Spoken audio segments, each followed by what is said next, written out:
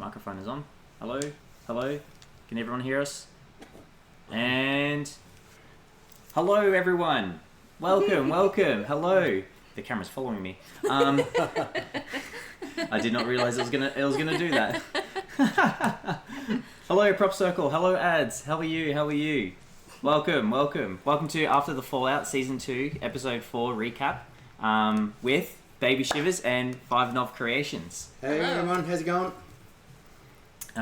Let me just adjust this camera because it's pointing directly at me and it removed all my framing. So bear with me, people. Jamie really said I'm doing this one by myself. Yeah, no, absolutely. Oh, it's following me. Oh no, we're going to see the rest of Doug's house now. Mate, put you in the middle. So yeah, do you want to swap spots? I might have to go in the middle. Yeah. I'll just shift over here. How's that? Can everyone see us okay? Can everyone hear us okay?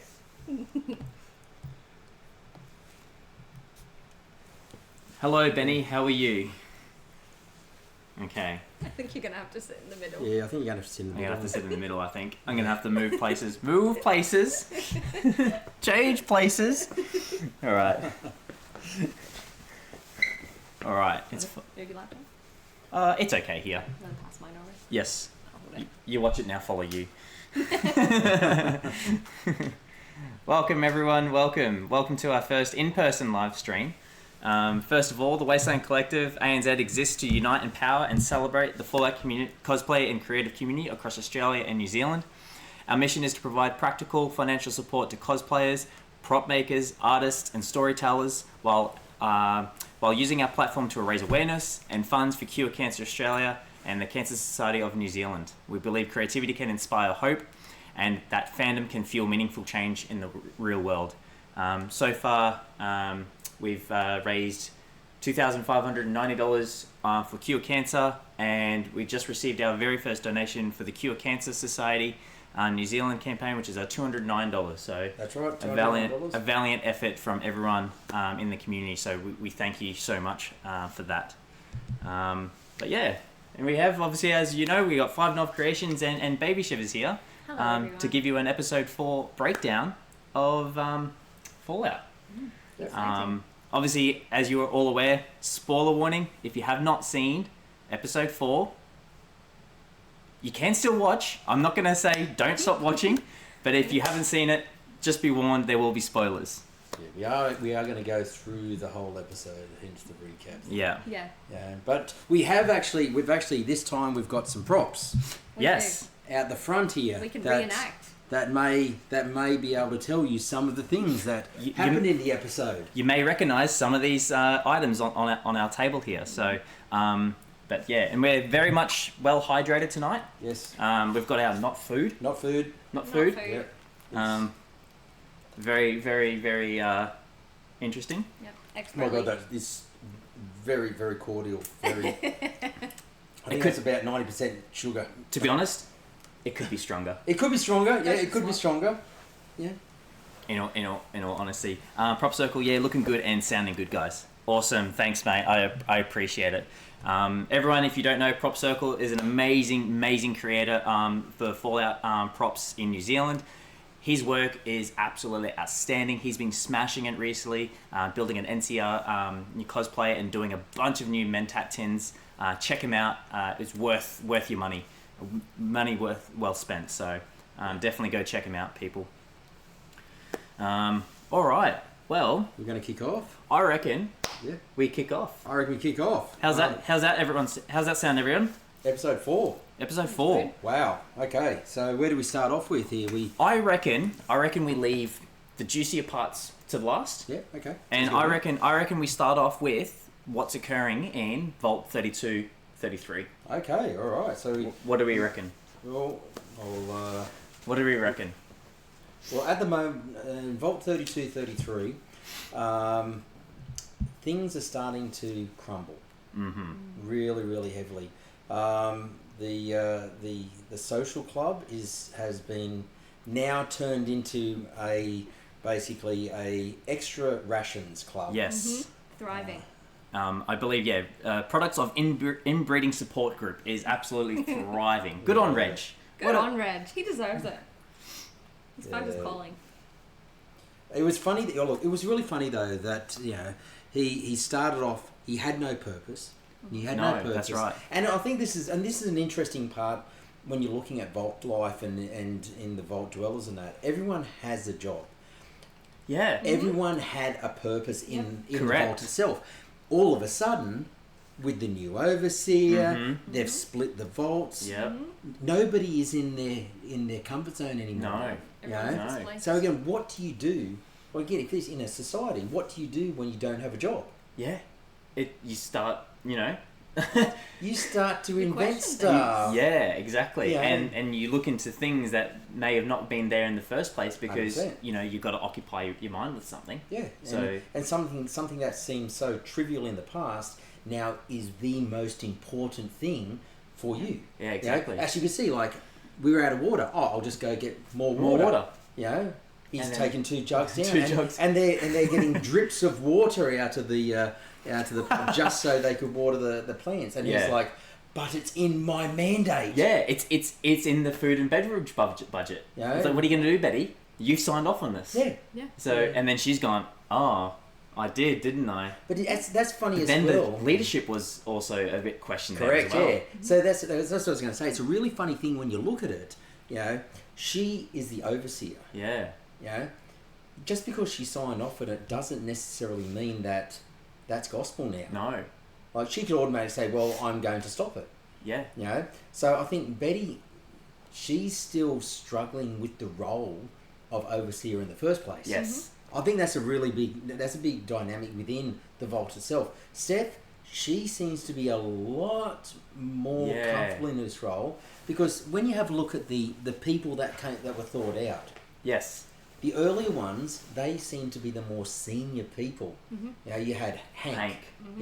Betty, she got thought out 40 years before. Mm-hmm. So she would have been a very young woman when she was thought out. Yeah, that's right. Steph, though, she was born in 2046, as we've seen. Spoiler warning. No. Spoiler alert! So she was born in 2046. Yeah. Bombs dropped 2077. Mhm. So She's very young. She's 31 years She's old. very young. So she probably Yeah. would have been at that executive level as well. Yeah.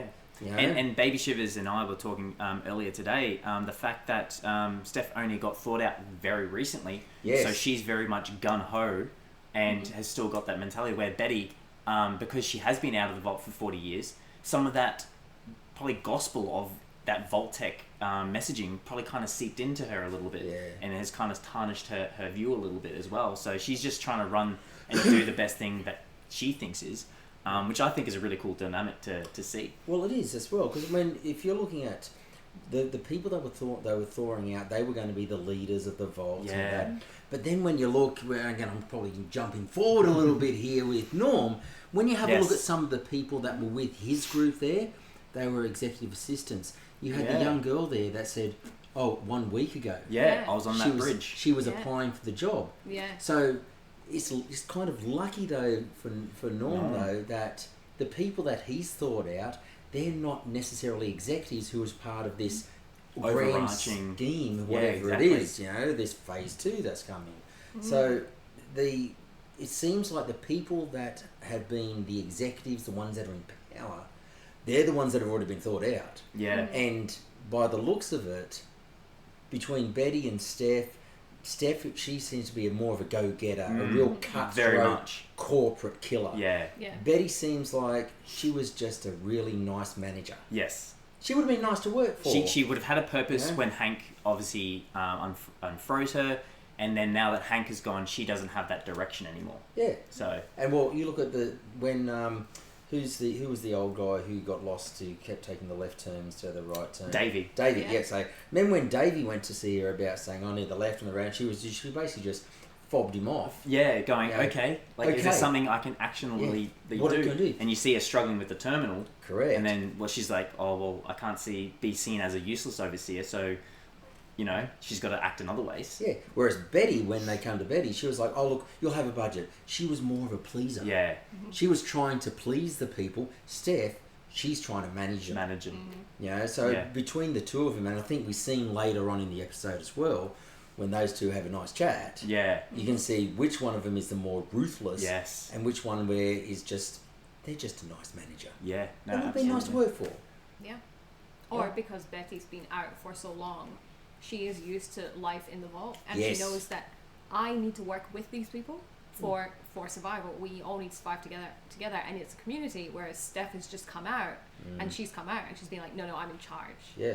And I'm Vault Tech, whereas Betty's not Vault Tech anymore. She's a Vault Dweller. Yeah, that's a really good point. Yeah. The difference. Betty is now concerned for herself, but she's also concerned for, okay, we have no water, like, what's going to happen? Whereas Steph's like, well, I'm fine. Yeah. Yeah, that's a really good point. That's a good about point. The people in the vaults. She cares about her job. Yeah. So. That's right. So we've got. So I'm just having a look. Yeah, Reg is off getting his water, and Love you, he's Reg. essentially. I love ads. Says poor guy about Reg. Poor guy doesn't have a cousin to love.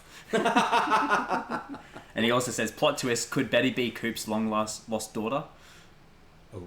That's actually a really good. Yeah, I mean, she. That's a very really well good. could be. There's no. Really good theory, actually. We might be onto something there, ads. Yeah. Yeah. Well. And then It makes sense. It would make sense. I love the scene also when we see Steph and Betty sort of like discussing with each other, and I think Steph shows so much hostility towards Betty because back in season 1, where we know when the Raiders came in and they obviously killed Steph's husband, Yeah. and Betty basically decides that we're just going to incorporate these Raiders into our society. You could see the camera fast pan straight to Steph, and Steph does not like that idea. So I think that hostility coming from Steph towards Betty is like, and what's in that keepsake box? Exactly. Yeah. So this is Hank's keepsake box. Yeah, because it also begs the question then: what was Steph's role previous?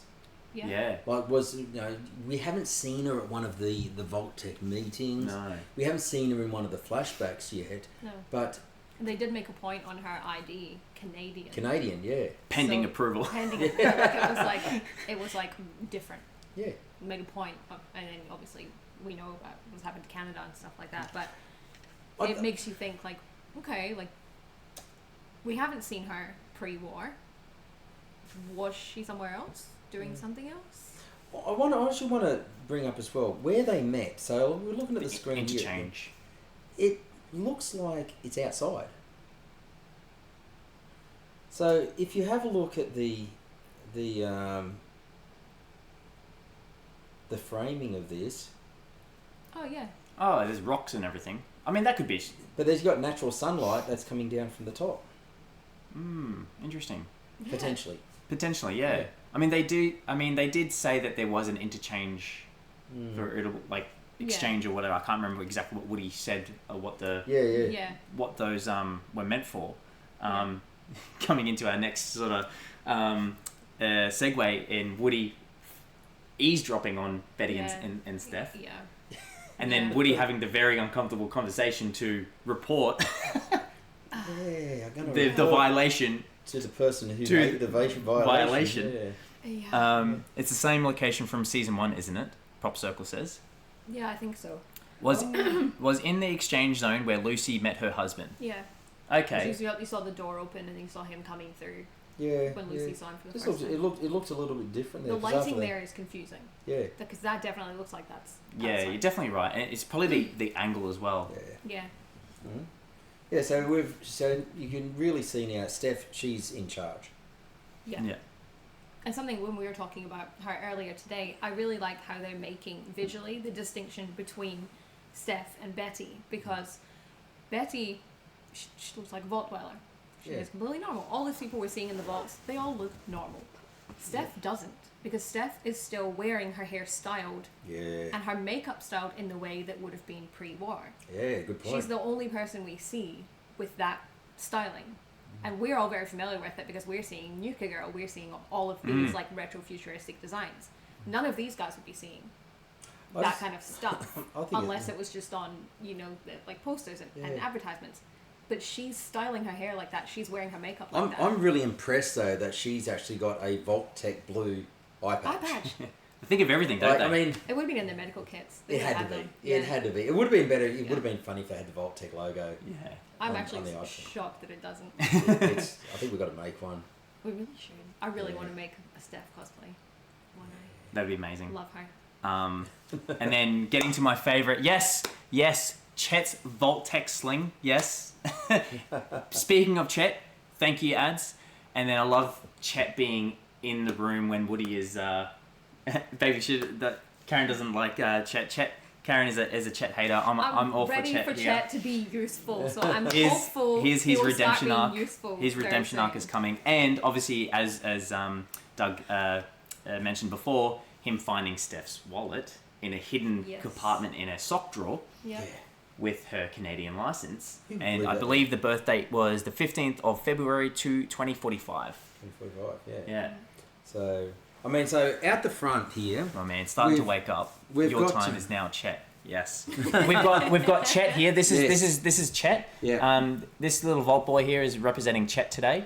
Obviously, we got the lovely Steph. Yep.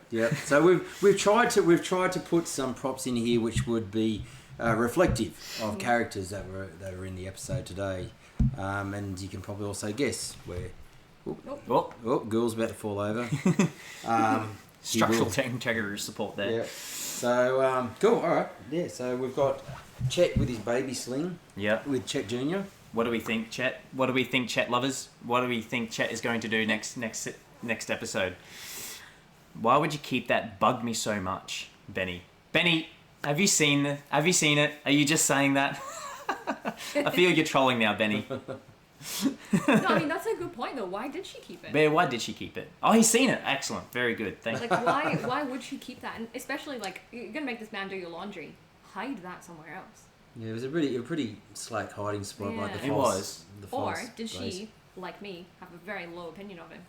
And she knew that Probably. there's a very good chance he I- wouldn't realise. I think she does have a very low opinion of him, based off the fact that When he she came. just- she couldn't care about it. You call him Chet Jr.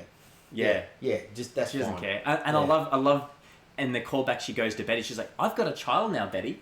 Yeah. You don't care about this child. She does not care in the slightest about the child. Yeah. Cut costs. I literally hide food in my drawers. Disgusting. Why? We're gonna go raid those those drawers now. Literally. We're coming for that 2 kilos of gummy worms. So, but again, it's like I think Chet is going to have a redemption arc here. Yeah, Because you absolutely. can see gonna from I'm the all for first it. one, in the first season there, he didn't want to get into trouble. No. You know, but now that he's starting to see Steph's true colors, now he's found her license. Yeah. It will prompt him to ask questions, but I don't think he's going to be like Woody and Yeah. directly ask her. No. Because I think there's more. He knows of he the knows to be careful because obviously him and Norm in season 1 explored Vault 32 Yeah. Yeah. and they saw some pretty horrific things. Yeah. So Yeah. Chet knows, and I was saying this today, is that Chet is basically one of those people where he goes, they're taught how to survive, and he's gone, ignorance is bliss. I'm alive right now. Nothing's happening to me. Yeah. As long as I can live my life, whatever. Yeah. You know. But now the thing and the camera pans to Chet as Woody as the doors close and Woody goes, well, what do you mean by experiments? Yes. And the camera goes straight to Chet, and Chet goes, oh crap. Yeah. Okay, no, this is actually real. Yeah. Yeah. So- They're starting to put 2 and 2 together here now, and I think it's going to flesh out more of the story behind what actually happened Yeah. in Vault 32 as well. Yeah, because we don't. I mean, it's kind of played out to us like, oh, it was Raiders, but then obviously as the season 1 went on, it was like, oh well, okay, that was kind of not what we assumed it was going to be. Yeah. And then it hasn't come back to that yet. Again, because they were tortured. Yeah. There were people Well, there they that were actually tortured, and I really don't think as bad as like the Raiders were who carved through 33 there. Yeah. I don't feel that Moldova would have allowed them to be. Yeah. I I feel like she would have just come straight for Vault 33 because she wanted Hank. Yeah. She didn't just want to go on a killing spree. Yeah, that's You know? it's interesting. Like I feel that there was a lot more going on in 32 than what we actually know. Yeah. Anyway, all right. So I'm sure we'll find out. Yeah, that's I'm true. sure we'll find out. Yeah. Prop Circle says, if you're thinking that the vault wouldn't be a long-term thing, you'd want your belongings, especially if you have a foreign ID or anything like that.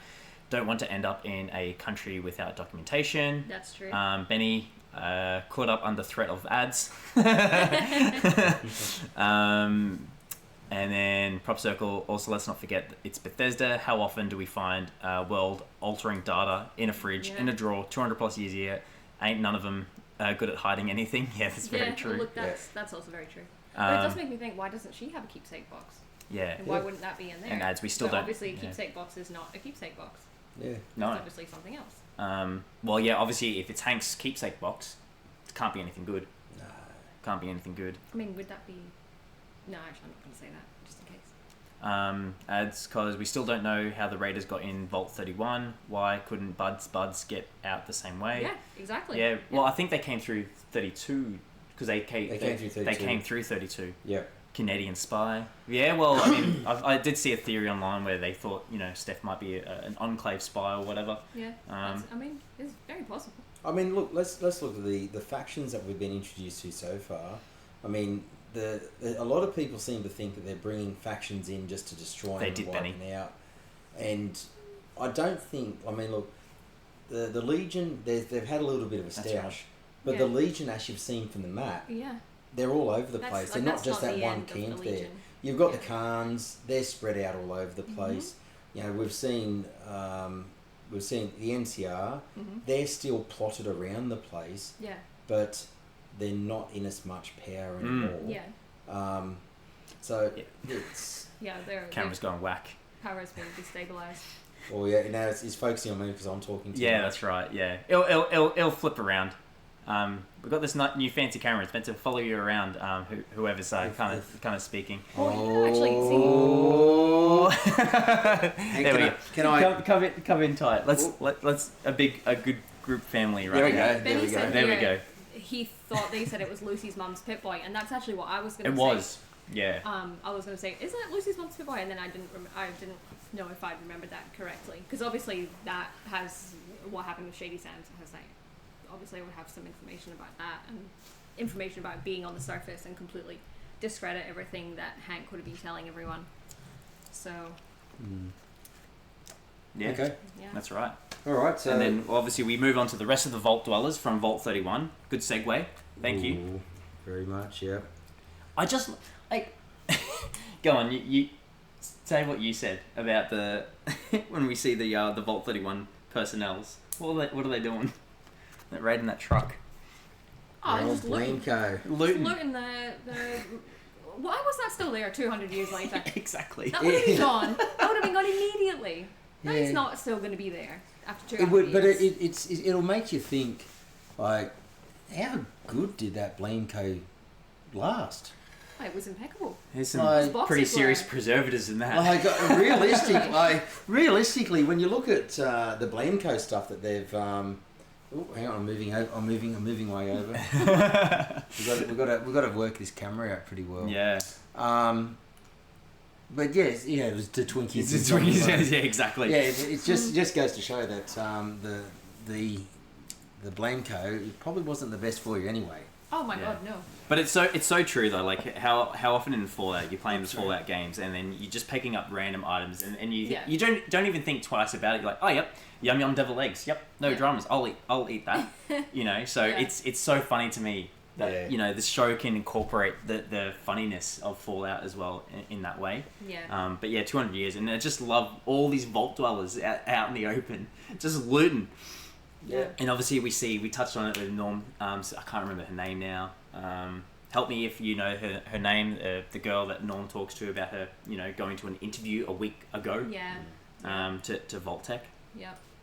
And then obviously Ronnie introduces himself. Yeah. You know what? My apologies to Chet because I hate him more. Ronnie. Yeah. As soon as I saw him, I was like, oh, he's the new Chet. Yeah. So Chet's moved down the list, everybody. Oh, Chet is coming up in the world. Yeah. Prop circle, did you hear that? Chet is on the rise. We have got another Chet believer. I've met someone I hate much We are more. converting.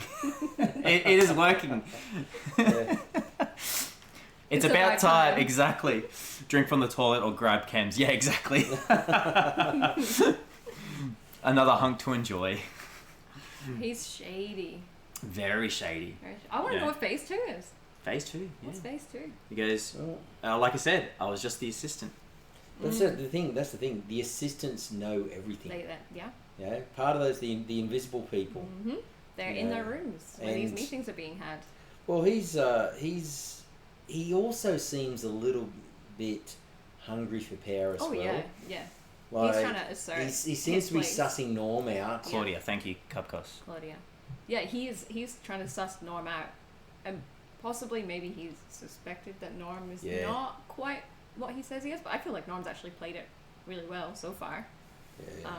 But He's done well with like, oh well, yeah, let's go to phase 2. Yeah. Yeah. You know? Let's fade in. Yeah. Lead the way, Ronnie. Now is phase 2 going to the Vault Tech headquarters there where well, Hank's where Hank is, yeah. Actually, that's a really good point because that's exactly where sort of Hank Hank went beeline straight there. Right there. And Yeah. Norm is also still wearing his Vault 33. Yeah, also. correct. Yeah, he is. Yeah. Still wearing number 33. My favourite scene out of all that is just seeing like when Norm goes to Ronnie goes, okay, lead the way, and Ronnie goes, all right, everyone, let's get moving, and I just love because you never see it in any of the games. Just a bunch of Vault dwellers in their Vault suits walking down, Clean, Yeah. clean Vault fresh, suits. clean. No so armor. No armor, belts, just walking nothing. down the desolate, and utter wasteland. It's actually gold to me. Like And they're all that happy. made me so they're happy. all so happy. They're happy as because this is what they've been waiting for. Well, They I've have got a great I've got a time. feeling that they will start to get armor on Yeah, themselves. you reckon? well, I reckon. they're us.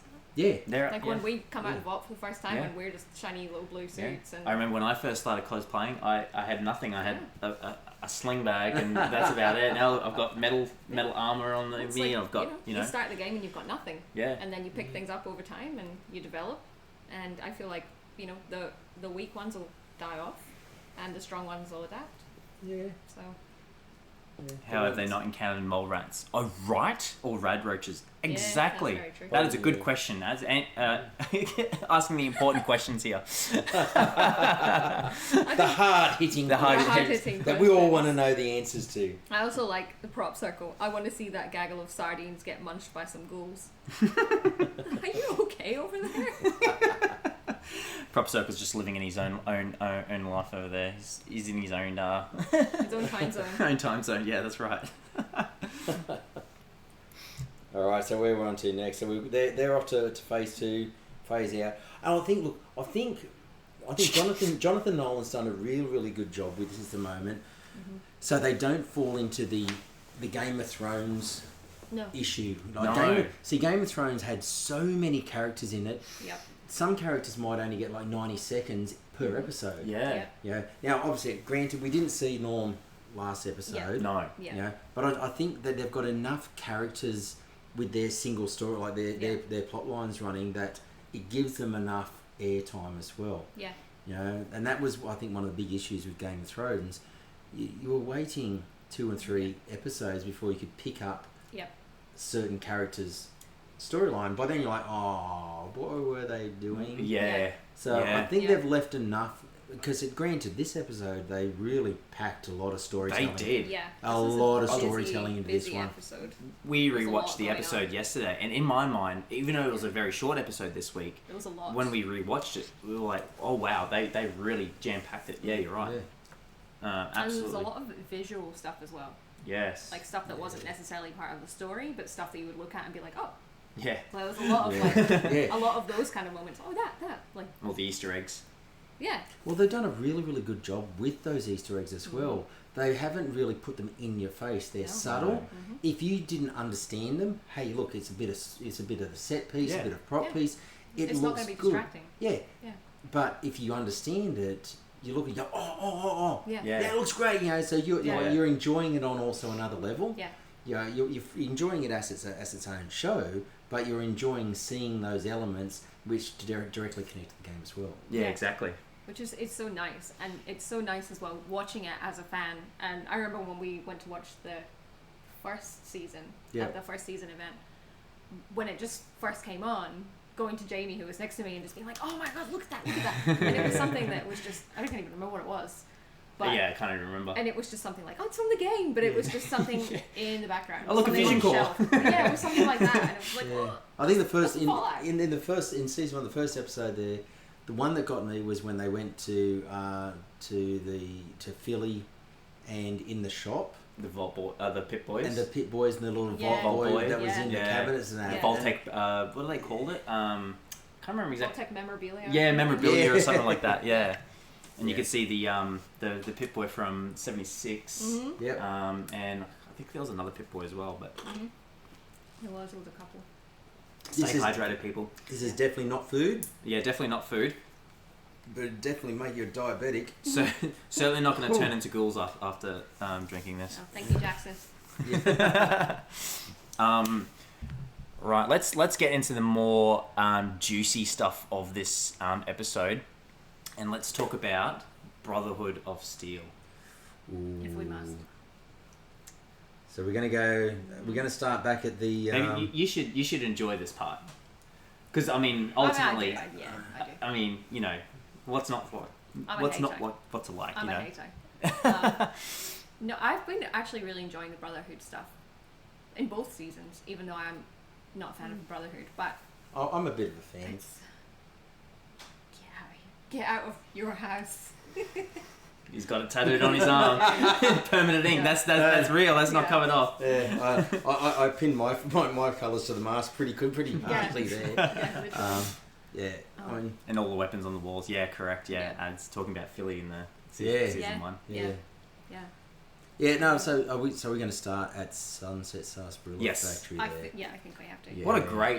What a great location that was. They captured that perfectly. Straight out of the game. Loved it. Perfect. So good. Like that was that. If that was an actual built set piece. Oh my god. Yeah. Yeah. Ah, mwah. And it was so, Chef's so kiss. tactile, like picking up the caps and like the noise of the caps, like when he's moving He's around. putting them in the like, bucket. it's He's like, not- right, I'm good at moving. Yeah. I can do it. I can do it again. It's not just a set. It is fully tactile. It's fully interactive, and then just things like that, and like the sounds of it, and then how they look and stuff. Like everything is just so enjoyable. Yeah. But I think it's really good to see his what's his name, Johnny Hember's character, Thaddeus. Thaddeus, sorry. Yeah. So it's good to see Thaddeus.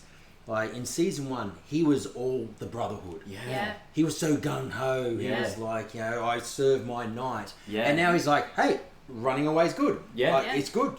Sometimes that's great. I'm good at it. I'm really good at hiding. Yeah. Like it's, Yeah. a really big flip. Mm-hmm. The fact that he's now a ghoul, but the compassion that he shows as well there, where he's got the ghoul kids, he's got the normal kids. He is a little bit of a like a Fagin from Oliver Twist there. Yeah. So, but he does actually care about them. Yeah. Because You might say like he cares about them because they're his workers, but he also, the fact that he stood in front of the gun to protect him, it sort of shows that he does have that compassion for him as well. And he was scared to do it. Yeah. He didn't want to do it. He was hiding at first, but then he came out. He didn't have to. He could have stayed under there. No one would have known he was there. No, that's right. And he did it for his kids because he realised what was going to happen. Xander, he was just a little bit too excited. Hot dog. He was looking forward to killing those children. It wasn't even a case of I have to do it. I don't want to do it, Maximus, but this is what we have to do. It was fantastic. You know what? The ones that don't look like ghouls over there, he would have killed all of them. He was not going to let those kids go. No. But you guys come stand right here in front of me. Fun. He was enjoying it. And that's like But you can see very he unsettling. was having a lot of fun when he was killing the security trons as well. Yeah. He was not just there because it was his job. He was there. He liked it. Deserted he was them all. enjoying Yeah, it. he very true. But he was enjoying it. And says, do you think Festus is still there in the factory? Yeah, where's Festus? Yeah, where's Festus? Festus. Thaddeus cares about the kids, but he just left them there. Yeah. But he didn't want to. He couldn't get out the No. door.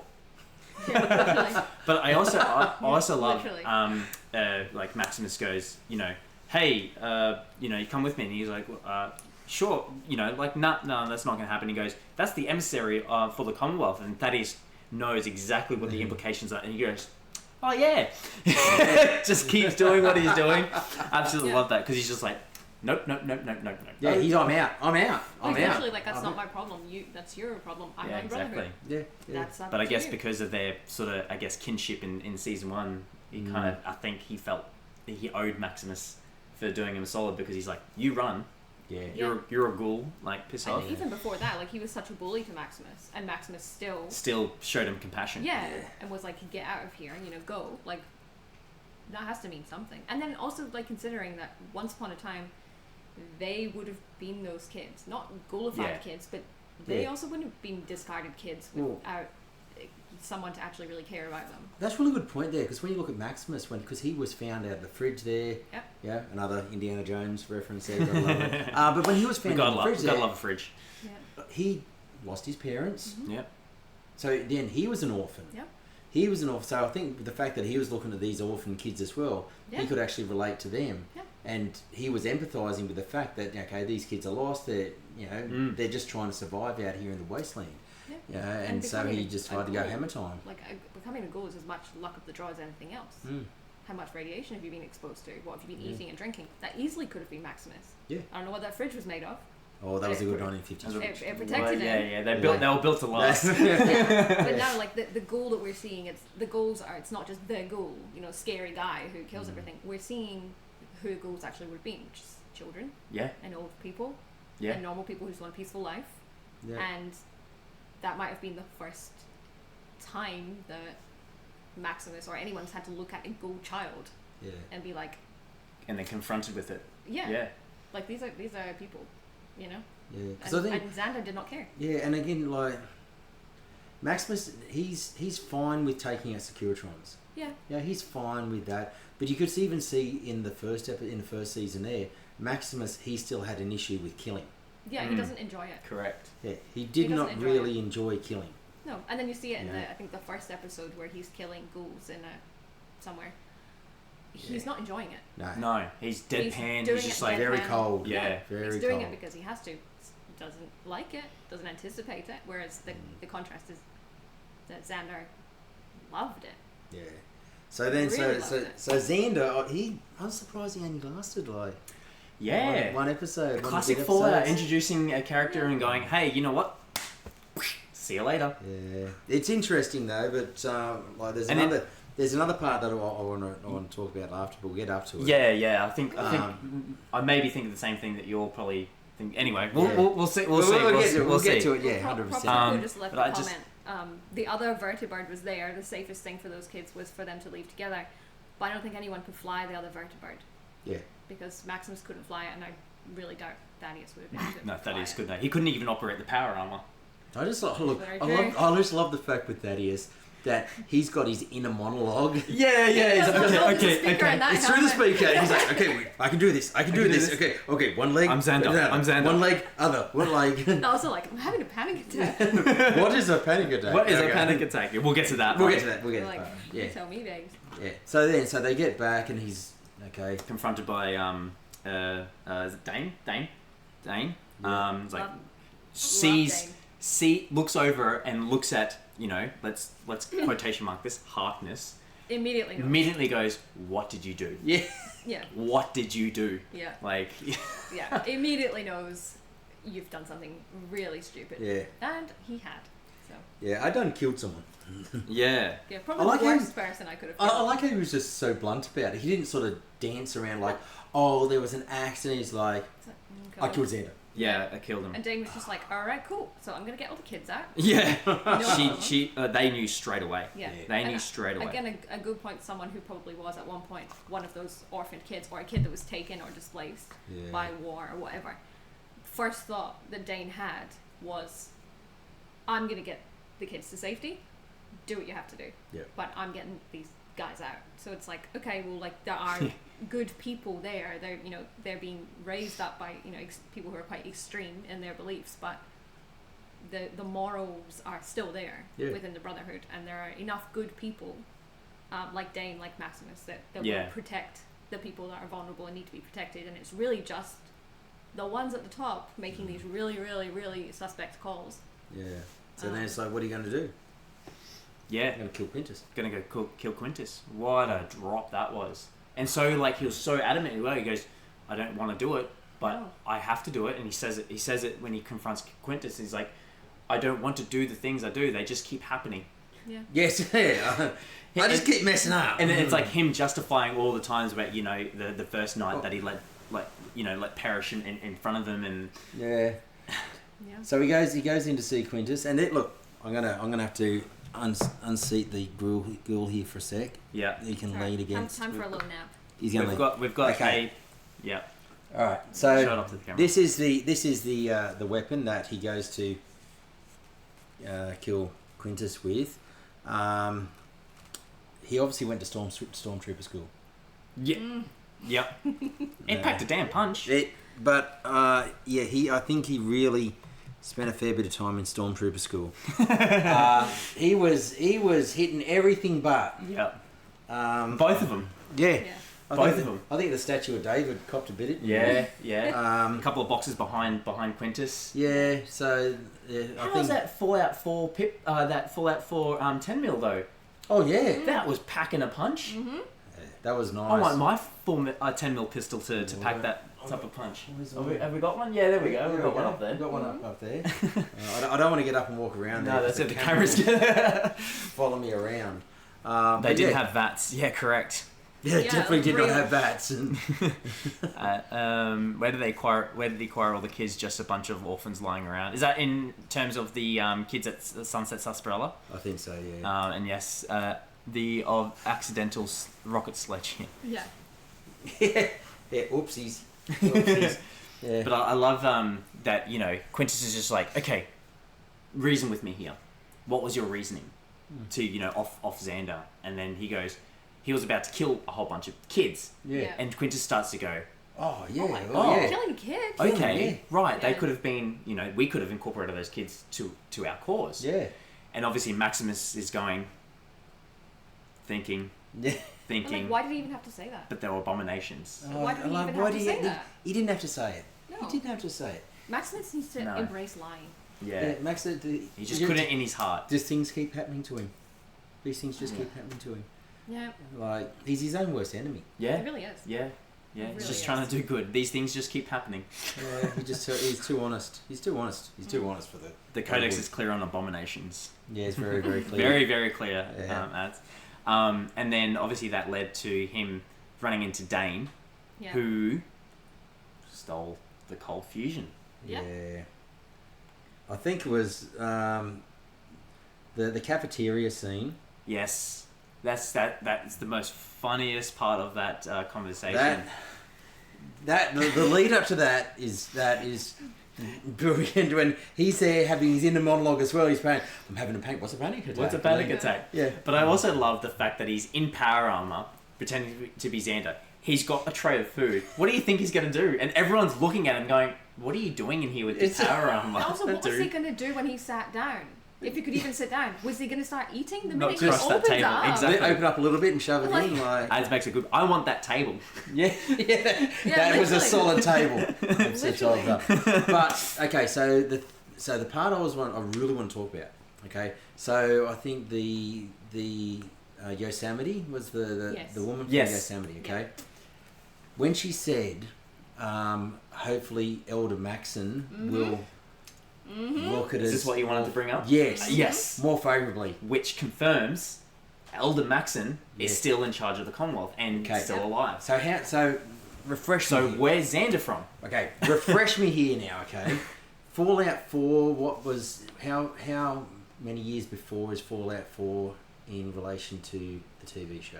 I think it's 20 years. Yes. Cub Costs, please correct me if I'm wrong. You'd probably be the best one to know about this, but I believe Fallout 4 is 20 years before the TV show. Correct me if I'm wrong. Please let me know. So, and if that you're was, there. that was my thought process as well. Start Okay. typing. People on the internet. Yeah. Let me know. I think I'm Okay. correct, but I believe it's 20 years. So when you saw Elder Maxon in Fallout 4, how old do you think he would have been? Ooh, that's a good question. I was saying I'd mid think like 40s. 40s. Mid 40s, Yeah. yeah. He was getting a bit of salt and pepper. Yeah. Yeah. It wasn't overly young. No. So throw 20 years on him. Cupco says 10 years, I think. 9 years. Executioner, 9 years, people. 9 years. 9 years, okay. All right, so Alright. even if he goes to make, say, mid-50s to mid to late 50s. Yeah. So if you said if Maxon was close to 50 in Fallout 4, put him close to 60. Show is 9 to 10 years after Fallout 4. Yep. Yeah. Okay. So if Elder Maxon was an older person, okay, now I'm just going to throw this out here. Here we go. I'm going to throw this out here, people. All right? Chat, listen up. Chat, listen. I'm going to make a prediction. Mm-hmm. Ron Perlman is going to come in as Elder Maxon. As Elder Maxman. Oh, because we have not seen him yet, have we? No. And he has been cast in, He has in the been show. cast in the you show. know what? I completely forgotten about that until you just mentioned it. Yeah. Yeah. Oh my lord. No, I'm making a that'll be prediction. Prediction here today. You've heard it here. Fallout 4 was set in 2287 and the show is set in 2296. Perfect. Thank you very much. The man does look good in the massive coat. That's very true, Prop Circle. Yeah. Very True, true. true. And again, like if you Huge if true. Again, you imagine Ron Perlman in even in Hellboy with the big trench coat there, Yeah. big guy. Yeah. Yeah. Obviously, he was like bulked up for Mhm. the part of that. But imagine, just remember how he looked in Sons of Anarchy. Mm. Clay Morrow with his leather coat and all Yeah. that. Yeah. He was a big, imposing man, and the guy is a big, imposing. Yeah, He's yeah. got a big head on him. Yeah. You throw a beard on him, Oh, you know. mwah. Chef's kiss. The big mwah. coat Chef's on him. kiss. Mwah. There you go, Chef Prop kiss. Circle. That's for you. So that's my prediction. That's my prediction. That's a pretty good prediction. That's pretty good. Yeah. That's I what I like reckon, that, actually, because Like- I completely hear was in this, Yeah, yeah. and we haven't seen him yet. Oh, here we go. Here We've she got is. Fury. I got my Fury shirt on today. Oh, look at that, Fury. This is Overseer Fury, everyone. Hey, pup. Um, Pup, pup, pup. and yeah, so let's get back to that table scene where, you know, negotiations He's a good girl. start happening. Yeah. Oh, the tensions were rising very quickly, Oh, Yeah. very quickly, I gotta love the knife in the and face. you called it. Yeah. You called it. We were Yeah. watching the episode. Yeah. I'd seen it, but you hadn't Yeah. seen it just yet. And you, well, I can't remember exactly what you said, but I can't remember. I was correct though. she's like, I think you said she should just kill him. Oh yeah, I was like, well, she's gonna kill him. Yeah. And then like 10 That seconds was later. gold though. But she's That's been coming for a while. I don't think she's killed him though. Like he just got it through the cheek. I don't think any of them were Like- walking out alive. Wow. Ad says, love this theory. He's 75 though, as in the actor is that's- 75. Yeah. Yeah.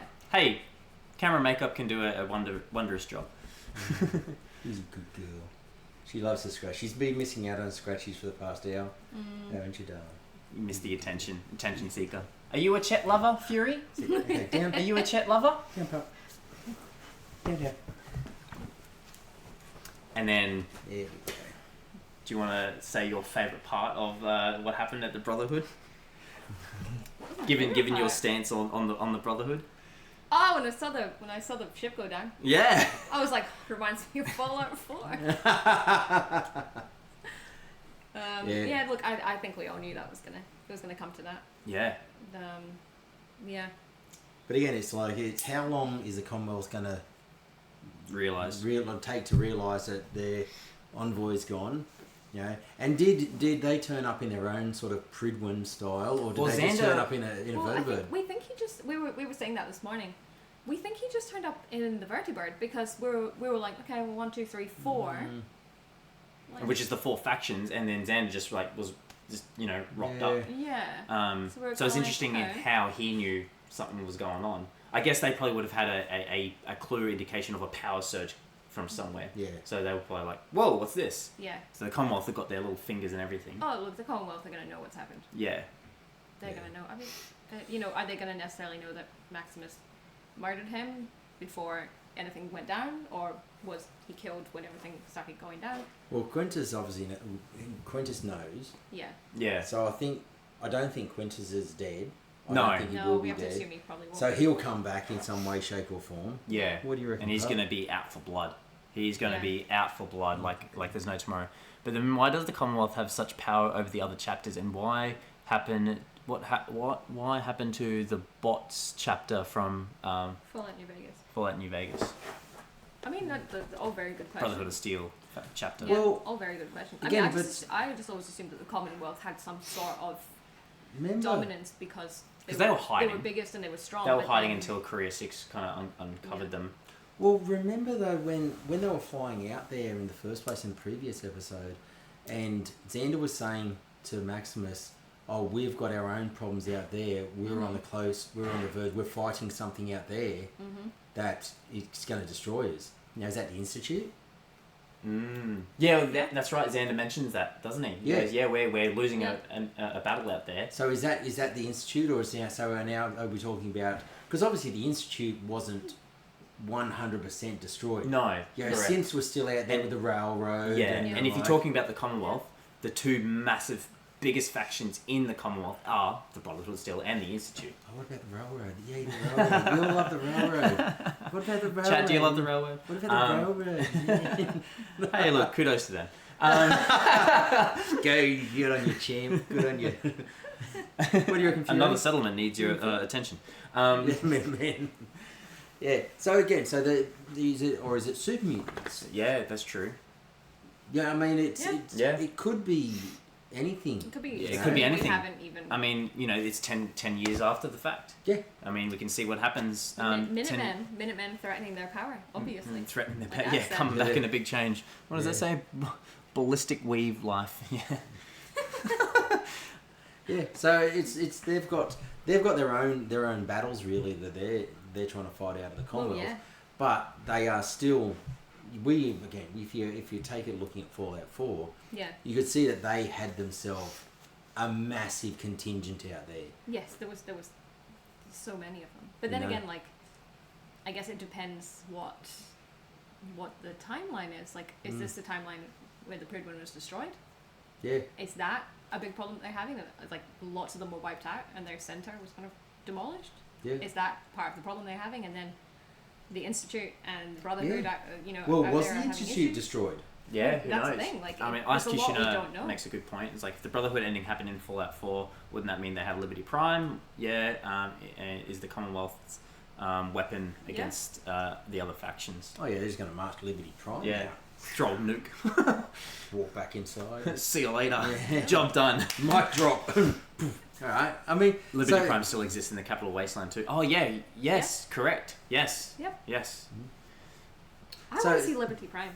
Yeah. That'd be awesome. Come on. Yeah, we've got to see Liberty Prime. Being carried by a big Pridwin, like a big airship, just Yeah, well, basically like Pacific Rim. yeah, drop it in. Imagine if we get to the last episode and then like some stuff's happening and then you just hear the voice. Yeah. And like that's how it ends. Liberty Prime just gets dropped in. Yeah. Spawned So, all right. So now we've got Maximus. Brotherhood of Steel. But they're hoofing across the desert now. Yeah. Like, where are they going? Are they going back to the sarsaparilla?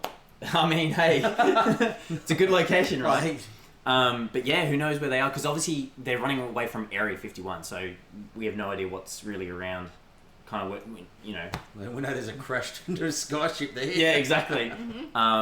So yeah, it'll be interesting to see where they end up and where they're running to. At the time, I was like, oh, why didn't you just take a vertibird? No, because obviously they would have just been shot down. And they don't know how to fly. They don't don't they? They don't know how to fly anyway. So. But it's probably for the best that they don't. But I love the switch dynamic when now Thaddeus is in the power armor running away, Yeah. and Maximus is running beside him. You know, Yeah. the dynamic switch. Yep. Uh, That is fun. Okay, so we're going to get to the juicy bit Let's now. get to the juicy part right to the very beginning of this episode. The Alaskan front.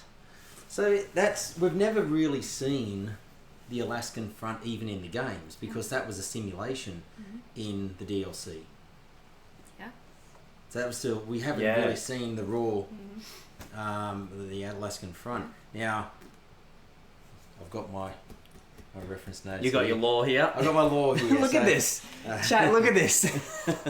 This man the other day goes, "Oh, has everyone got their notes?" Yeah. Do you want to know my notes? Here's my notes. Okay, I got. I don't even have a note. This is one of okay. It's not really. But I've dragged this one out because Anchorage must be liberated. yes, must be liberated. Again, okay, so you can see the T45s. You've got the folds. I had a moment when I was watching it the other day, and my instincts. I didn't trust my instincts because as soon as I saw it, I saw the back of the power arm. I was like, my wife was sitting next to me. I was like, T45, and I was like, oh wait, is that T45? No, it is T45. So I was really happy that my instincts, cut in and was like, recognized it straight away. I know somebody who's going to get a piece of T45 armor very soon. Oh yeah, very true. Someone very lucky. Someone that may be in this chat. I've seen it. It looks incredible, lads. You're going to be very happy. Yeah. So we've got the T45. Obviously, more flaws than just the breech underneath the chest plate there. But yeah, so we've got both T45s. They're shot up. Like, yes. Clunky as hell. Yeah, and then which is what Coop says to Bud in season 1. Yeah. He goes to him and goes, those T45 cost a lot of good men. And women cost a lot lives. of good men and women. Yeah. So the design flaws is what he said. Yeah. And then the Chinese that also must have gone to Stormtrooper school. Mm-hmm. They unlatched 3 clips Why into would him. they aim for the head? He had a full open face. Not one bullet. Not one. TV show magic, people. Essential NPC. They didn't have NPC. bets either. Yeah. But it was interesting in how they teased. They teased the fact of like, oh, you're wearing your armor. We'll be wearing our armor wearing that soon. Yeah. So I wonder if we're ever going to see the Chinese power armor. I have to imagine so. Now we've seen some like skins in Fallout 76. Yeah, correct. Yeah. A fair amount, yeah. But we've seen a lot of skins. And then we see a little bit of like lore dropping and saying, look at this poor guy. This is what they've put him in. This is going to be us soon. Yeah. Yeah. It was like almost like that commiseration. Yeah. It wasn't like, haha, look at you. It was, that's going to be us soon. Yeah. And then she goes to him and goes, okie dokie. Yeah, which is like, so even the Chinese, even the communists know who he is. Like, that's how much of a face of this war he was. Yeah, it's interesting how they use the term okie dokie as well. Like, in season 1 at the very start there, Lucy, she's so happy and she's saying it from upbeat, like okie dokie. Yeah, like, let's go, let's do this. And then the next time she's saying it, she's about to cut somebody's head off. She's like, okie dokie. And then when she's leaving with the ghoul, she's like, okie dokie. Yeah, yeah, that's right. It's not an exciting like okie dokie, and now it's a. And then when you look at when she was a child, when Hank detonated Shady Springs, and he said to her, okie dokie. Yep. Yeah. Like she's obviously picked it up off her dad. Off the dad, yeah, that's right. But the way that he's got a very flippant, like okie dokie. Oh yeah, I just killed thousands of people. Yeah, 34,000 people, whatever it was. Okie dokie. Everyone's saying in the chat. I've seen it pop up. Stealth suits. The stealth suits. Yes. Yeah. I love the stealth suit from 76. Yeah. The stealth suit's pretty rad, but then behind him. Thanks, Vindictive. Hello, how are you? Hope you're enjoying your night. Thanks for popping in, mate. Appreciate it. Thank you. Then we see our fan favourite. Mm-hmm. The Deathclaw.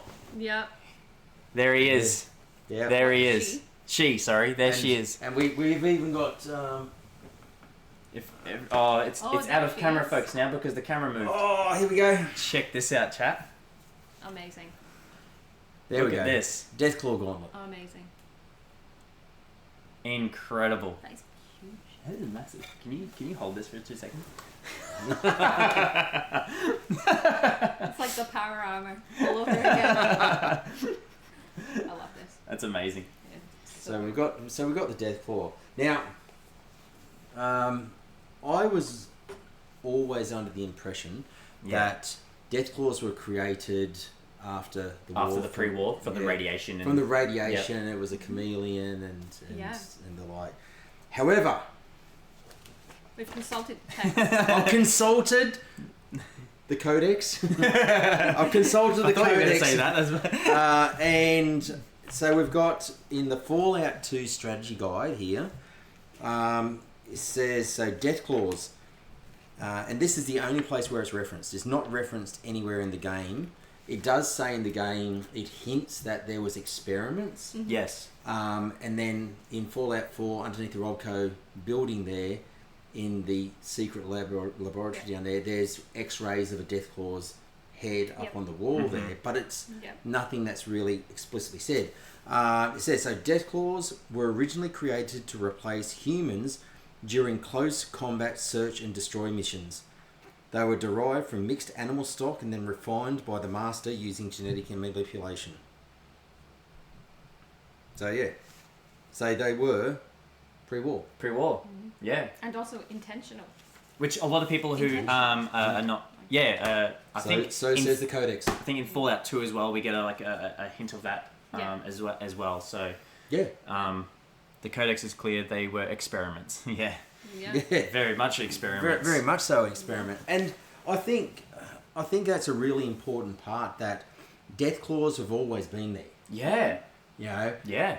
But then when you look at the Deathclaws that have become irradiated, Yes. they're even worse. That's so right. you had a Deathclaw, and then you're And you exposed add it to radiation to it, and now you've got these really, really nasty Deathclaws. Because they were like a combination of a whole bunch of animals spliced together and engineered into, you know, an absolutely terrifying thing. And you could see, when you saw the terror on Cooper's face, and both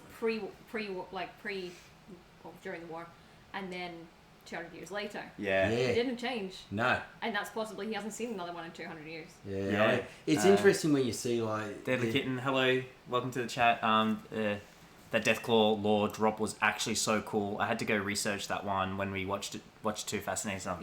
Absolutely. Yeah. So and then with the I thought it was real. It was like a Jurassic Park moment. You know, when the T-Rex sneaked down there, and he was just laying there like very sort of Jurassic Park moment. Deer in headlights, like oh my god, I am dead. Sniffing, and then he hears some.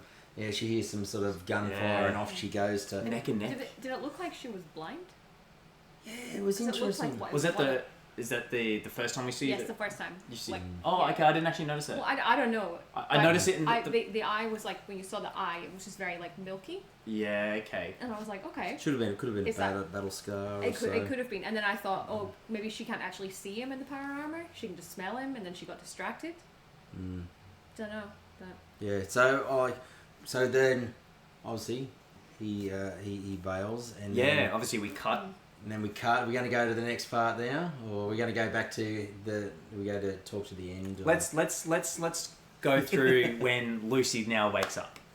So last episode, obviously, Lucy gets saved by the ghoul from the Kaiser's Legion. There you go, ads. I said it correctly. That's just for you. Kaiser. And we see Lucy... the group of people who don't like the soft sea. Notice how many fingers on the Deathclaw, only 4, just like in Fallout 1 and 2. Oh, I did not notice that, actually. Ooh. That's, There has a 100% chance the Deathclaw was making sure Coop was American, and that isn't outside the realm of possibility. Ooh, okay. That's very possible. If it was smelling, okay, this armor, this is familiar to me. Interesting. That's an interesting take, actually. It was funny how though his CEOs come back over the radio. He said, "Yeah, we've pushed them back," and he said, "No, it wasn't us." Yeah. So it almost like a thing like he's got no clue that these Deathclaws even exist. Oh well, but then I can't remember from the episode from last week, and he says to his friend something about your bosses. Yeah. What your bosses are doing. So is it possible that, Well, they'd have spies. Well, like certain branches of the military have no idea what's happening, and then obviously... Yeah, left hand doesn't know what the right hand's doing at the time. I mean, I had a conversation with I think it was Prop Circle. I can't remember who it was. I'm pretty sure it was you, Prop Circle, where you were saying that you think that the mind control device that House and Hank was using on the Deathclaws. Was that you or was that Club? I cannot remember. I'm so sorry. I've had lots of conversations with many people over the last couple of days, so I cannot remember who I was talking to. Not you. Okay, it might have been Club who said that. I can't remember. I'm pretty sure, yeah. Or it might have been Haxo.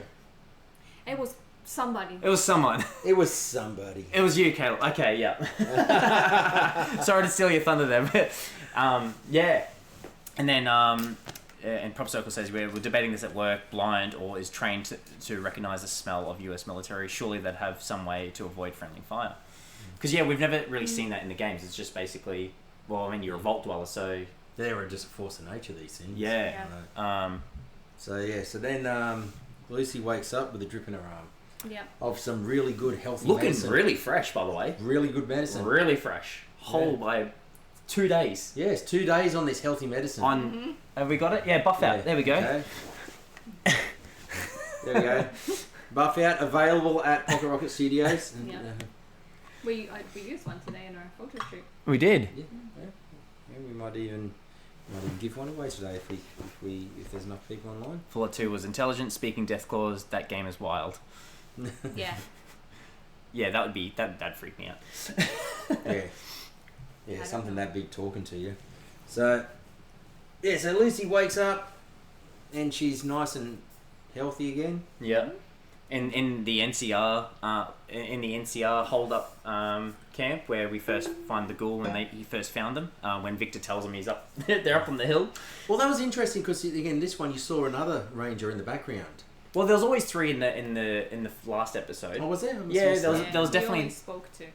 Yeah, he only really spoke to 2 because there was the main chick, I can't remember her name now, the old veteran, and the guy who's actually in the classic sort of NCR getup. Rodriguez. Yeah. So there was always 3, but yeah, it doesn't really make it clear, but yeah. Yeah. And then I love the fact that it's like, you know, Lucy's like, oh, what's this? And then they go, well, this is the new California Republic. Credit, like, props to the detail in the NCR armor. Yeah. Like the faded emblem embellished Yeah. into the leather. Like that is some awesome detail. Mama Really Murphy recommends buff out. I'm sure it was. And a glimpse into your future. Yeah. Jet. Who wouldn't want to know their future? Yeah. So they've so off they go. And the funny thing, it was almost like opening up a stash box. Yeah. Where they're going, like, Yeah. hey, choose from our Like, weapons what do here. you want? Yeah. It's like open up the stash box. Yeah. You know, I'll take them all. Yeah. And Yeah. she's walking out with a backpack. Backpack, Yeah. yeah. Full of weapons. I love that. And then just before they walk off, I love how Lucy's like, well, where's the rest of you? Yeah. Where's the rest of you? And then, you know, she's like, well, I think, oh, they're, you know, Shady Sands, that's where we're from. Yeah. And then the ghoul's like, yeah. Yeah. Yeah.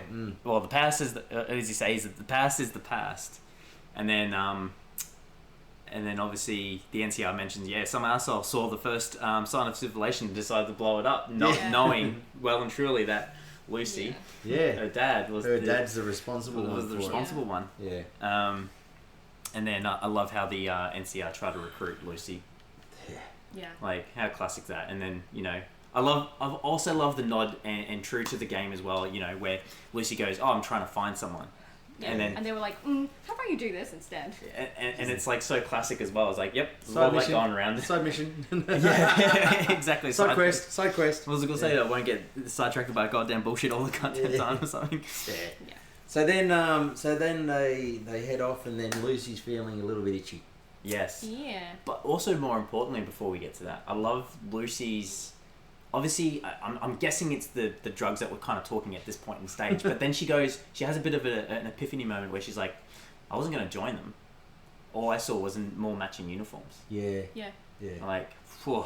Yeah. She's let's You be know, honest, like she's seen the Legion, all these matching uniforms with the Legion. Yeah. You know, I mean, you can probably say the Khans had semi-matching uniforms. But then, like, honestly, the NCR would have been a good place for her. Yeah, and I mean, Yeah, she's probably would. and she's you know, she's come from a vault where everyone's got matching uniforms. Yeah. You know, so it's like everyone's clearly defined by their what they wear. For She's their becoming, factions. I guess, the lone wanderer, the sole survivor kind of. Yeah, 100%. You know, she's finally starting to get it. Where are they getting their merch? The Prop Circle. I say this again. And then, so we obviously see them, the Ghoul and Lucy, walking down a desolate road, and all of a sudden, Lucy is not feeling that great. chat. What is going on with Lucy? Now we know. Needs some Dictol. Yeah. Well, that's the funny thing. He never mentions a Dictol. He's gonna let her deal with it. Yeah, so he said like you can dry it out. You can dry it out, Yeah. or you can have vomiting. What does he say? He goes, you can go through pain and vomiting and wait it out, but it ain't gonna be pretty. Yeah. And I was like, oh, how long does that take? And thinking she's like, yeah, I quit drugs. Yeah. I quit. Yeah. I hereby quit. And he's like 4 or 5 days, and she goes, obviously looks at the sign. Yeah. And it's like, I don't have 4 or 5 days. Yeah. Time. And we'll get to that as well. One addiction at a time. Yeah, correct. That was the funny. I'm gonna take up smoking. Yeah. One addiction at a time. Pump the brakes there. So I mean, we've got obviously Lucy's. You can see a massive change. In her, and. Well, I'll let you go. I feel with the buff out, it's kind of drawing out her subconscious mind now. Yeah. Like everything that she's been putting back to the back of her mind is now just coming forefront. And everything that she's experienced so far, this is just basically now her finally sort of venting a little bit. Yeah. It's kind of, when you see someone on the outside and then you get to, you get a bit of alcohol in them. And then, a bit of Dutch courage. She's got some real Dutch courage. She's got some damn good courage. Holy bejeebers. Yeah. I'd hate to see her on Bundy Rum. Get some Jet and some Mentats in there. Some Jet, Mentats and Bundy Rum. Just let her out down the club for the night. A good combination. You know what's annoying though, and it's unreasonably annoying me. She doesn't look unwell. No. Well, she did have 2 days on buff out. But she doesn't. She should, going into withdrawals, she should look unwell. Yeah. She should be sweating. She should be. Well, she's obviously itching. Well, she just goes, I'm a bit itchy. Yeah. She should be withdrawing. Yeah. Why are we not seeing her actually feeling terrible? Yeah. We should be able to see that. Yeah, I like the part when they get to Vegas there, where when she finishes off, she's like. Yeah. She's like, did I do good? Yeah, that's it. It's like, did I do good? Yeah. Look at me, Papa. Do you want to build a snowman? But let's talk about when they finally get to that. Yes. And the ghoul goes, oh shit. Mm-hmm. What's going on there? And Lucy turns to me. What? I love the what? Oh. What? Yeah. What is it? What are you doing? What are you doing? Huh? And the girl's just like, hey, you what, mate? Yeah. And then we see the strip. We see the strip. Look, I just love the fact she pulls out, like she starts off with the lever action. Yes. And takes out the leg, and she's like, oh my god, this is like amazing. This is so much fun. Yeah. The funniest part of this, the hip whole fire accuracy is insane. Like she's got she's using VATS. She's got the Pip-Boy, so she's more than well capable of using VATS.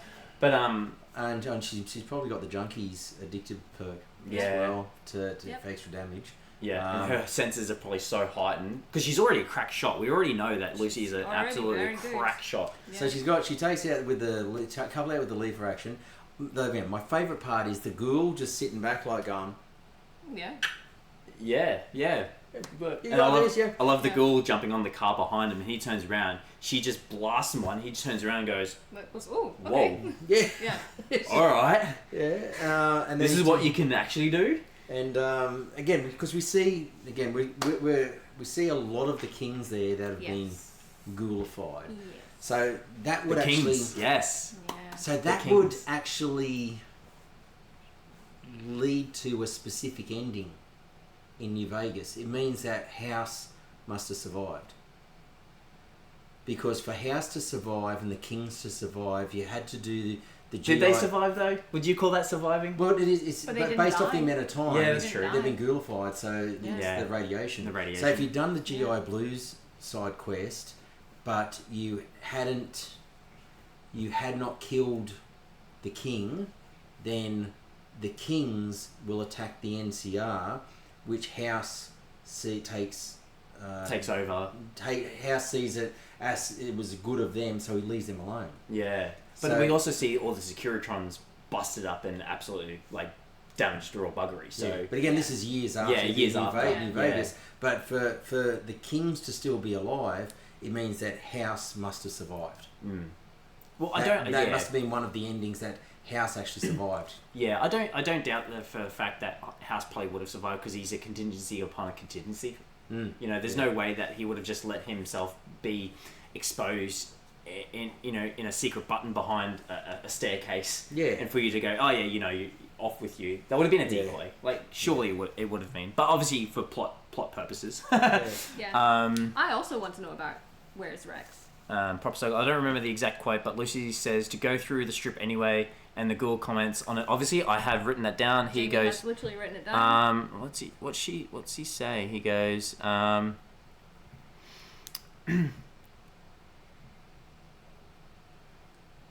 mean, did I write it down? I don't think I wrote it down. Yeah, maybe you didn't write it down. You did. I know. He says, that's the Doug's talking. But truth be told, I like what they're saying. Something like that along the lines. So we got the Kings. So she Where would takes that leave the first Rex? one, Yes, the that's lever Rex. Yes. And then she takes out the next one with the combat shotgun.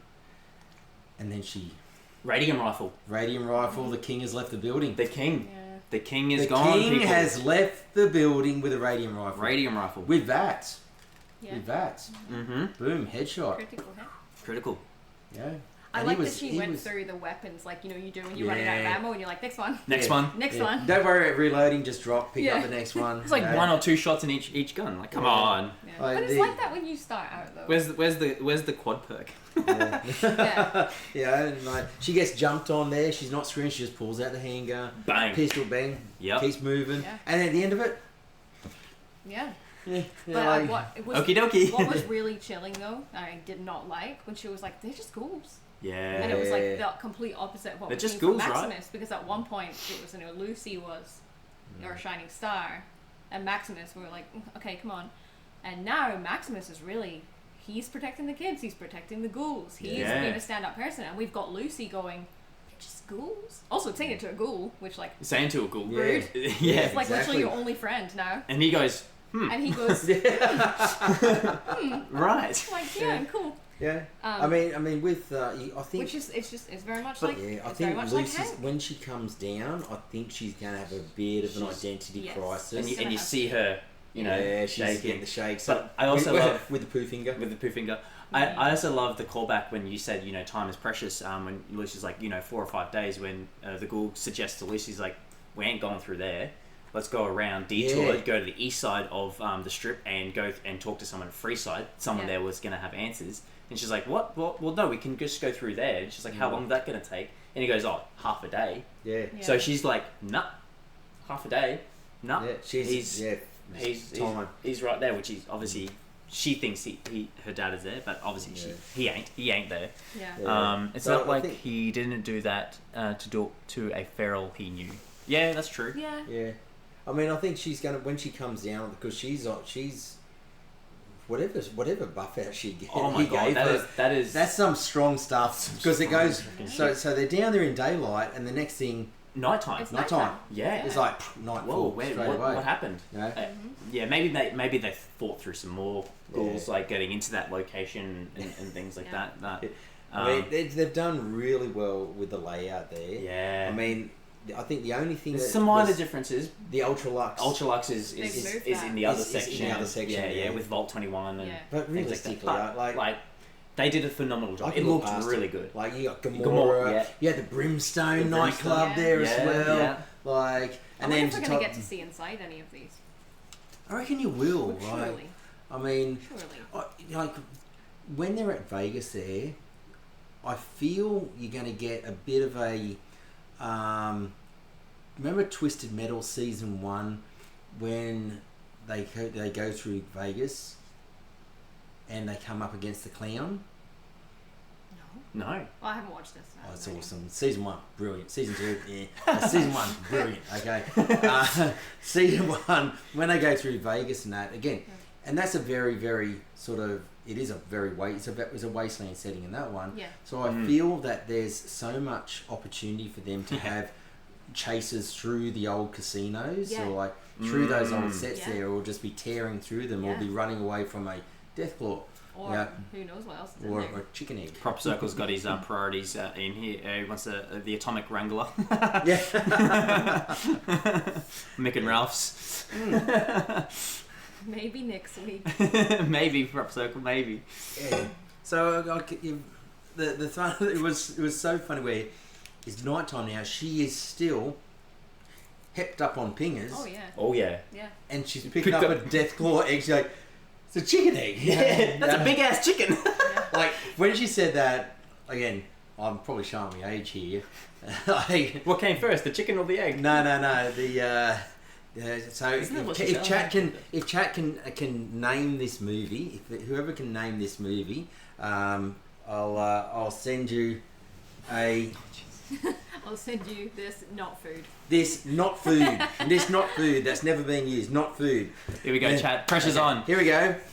Get your fingers typing. Did you see the size of that chicken? Ooh. Come on. I could- Look I- at me. I'm the- Come sorry. on. The quote. Did you see the size of that chicken? The quote feels familiar to me, but I cannot. Oh, the prop circle knows Circle. it. Well, Prop It says, Circle. Oh, I know it. Come on, don't gatekeep now. One of my favourite movies of all time. Like one of the best. Yeah. Okay. Did you see this like goddamn chicken? I'm stumped. And they Come on, are chat. and they are Let's go. on drugs as well at the same time. Let's go, chat. No, same as you. I know it, but can't place it. Oh, you youngins. Come on, chat. Come on, you youngins. I don't know where Caleb is. Surely Caleb's Yeah, Cup Castle ads. Come on. Yeah, ads. Well, surely ads is gonna. Prop go. Circle, you let me down. I was thinking of you that you're gonna win this. Yeah. So come on. For a not food, anyone Not that food. can tell me. Dude, where's my car? Is that it? No. I just came back. What did I miss? Oh, Caleb. Okay. We're trying to find what movie it is this quote from. Okay, and if you get it, you get a not food. Did you see the size of that chicken? Where is that from, Caleb? Let us know. Come on. Come on, don't let us down now. I can't be that old. Also, how dare you walk away from this stream now? I think Caleb knows. Or Oh, okay. Young Guns. Guns. Yes. So when? No, so never when? seen it. Okay. Well, you got to No. go see it. Okay. Straight after this, you got to put it. I think I've heard the quote before. So that's again, that was when they're up in the hills and they go on the peyote, spirit journey, Oh yeah. and they all take peyote really heavy, Interesting. and one of them, he's pinging off his head and he walks out of the cave and he goes, "Did you see the size of that chicken?" And he just starts shooting. Right. Interesting. I thought that was a nice little throwback, like, Lucy's heavily on drugs. And then she's Yeah. like, "This is a chicken." And I Yeah. think it was like a chicken egg. It was, Yeah. Yeah. No, that's brilliant. And then everyone obviously knew. It was like, that ain't no chicken. I think he knew. I think as soon as he saw that, he Oh. was like, He was shit scared. yeah. His Yeah. face turned to Yeah. like, And whether he's seen another one since or not, You know, we don't know. But his attitude completely changed. He's like, nah, no. We gotta Yeah. get the, out of here. yeah. Yeah. Like, we really gotta hightail it now. And then obviously, as we see, Yeah. old mate shows up. as the claws creep around and open a door. Yeah. I'm impressed they know how to open doors. You reckon? Yeah. I mean, they were someone brought it up trying to earlier. They were intelligent death claws where they knew how to speak, but and then where is that death claw come from? Where Is it is just me or did it not Junction look Quarry? exactly the same? Well, Junction Quarry? Yeah. Yeah. And then I think this is coming back to the first time we saw the death claw, because obviously we saw the death claw in the very first scene, and then do we think that is the same death claw, No. or do we think it is a different one? I reckon it's a different. You reckon there's a different one? Yeah. It didn't look the exact same. Clever girl. Yeah, exactly. I was waiting for that. I was waiting for that. Like, clever girl. Clever girl. Another one comes in from the left hand side there. No, it's so scary.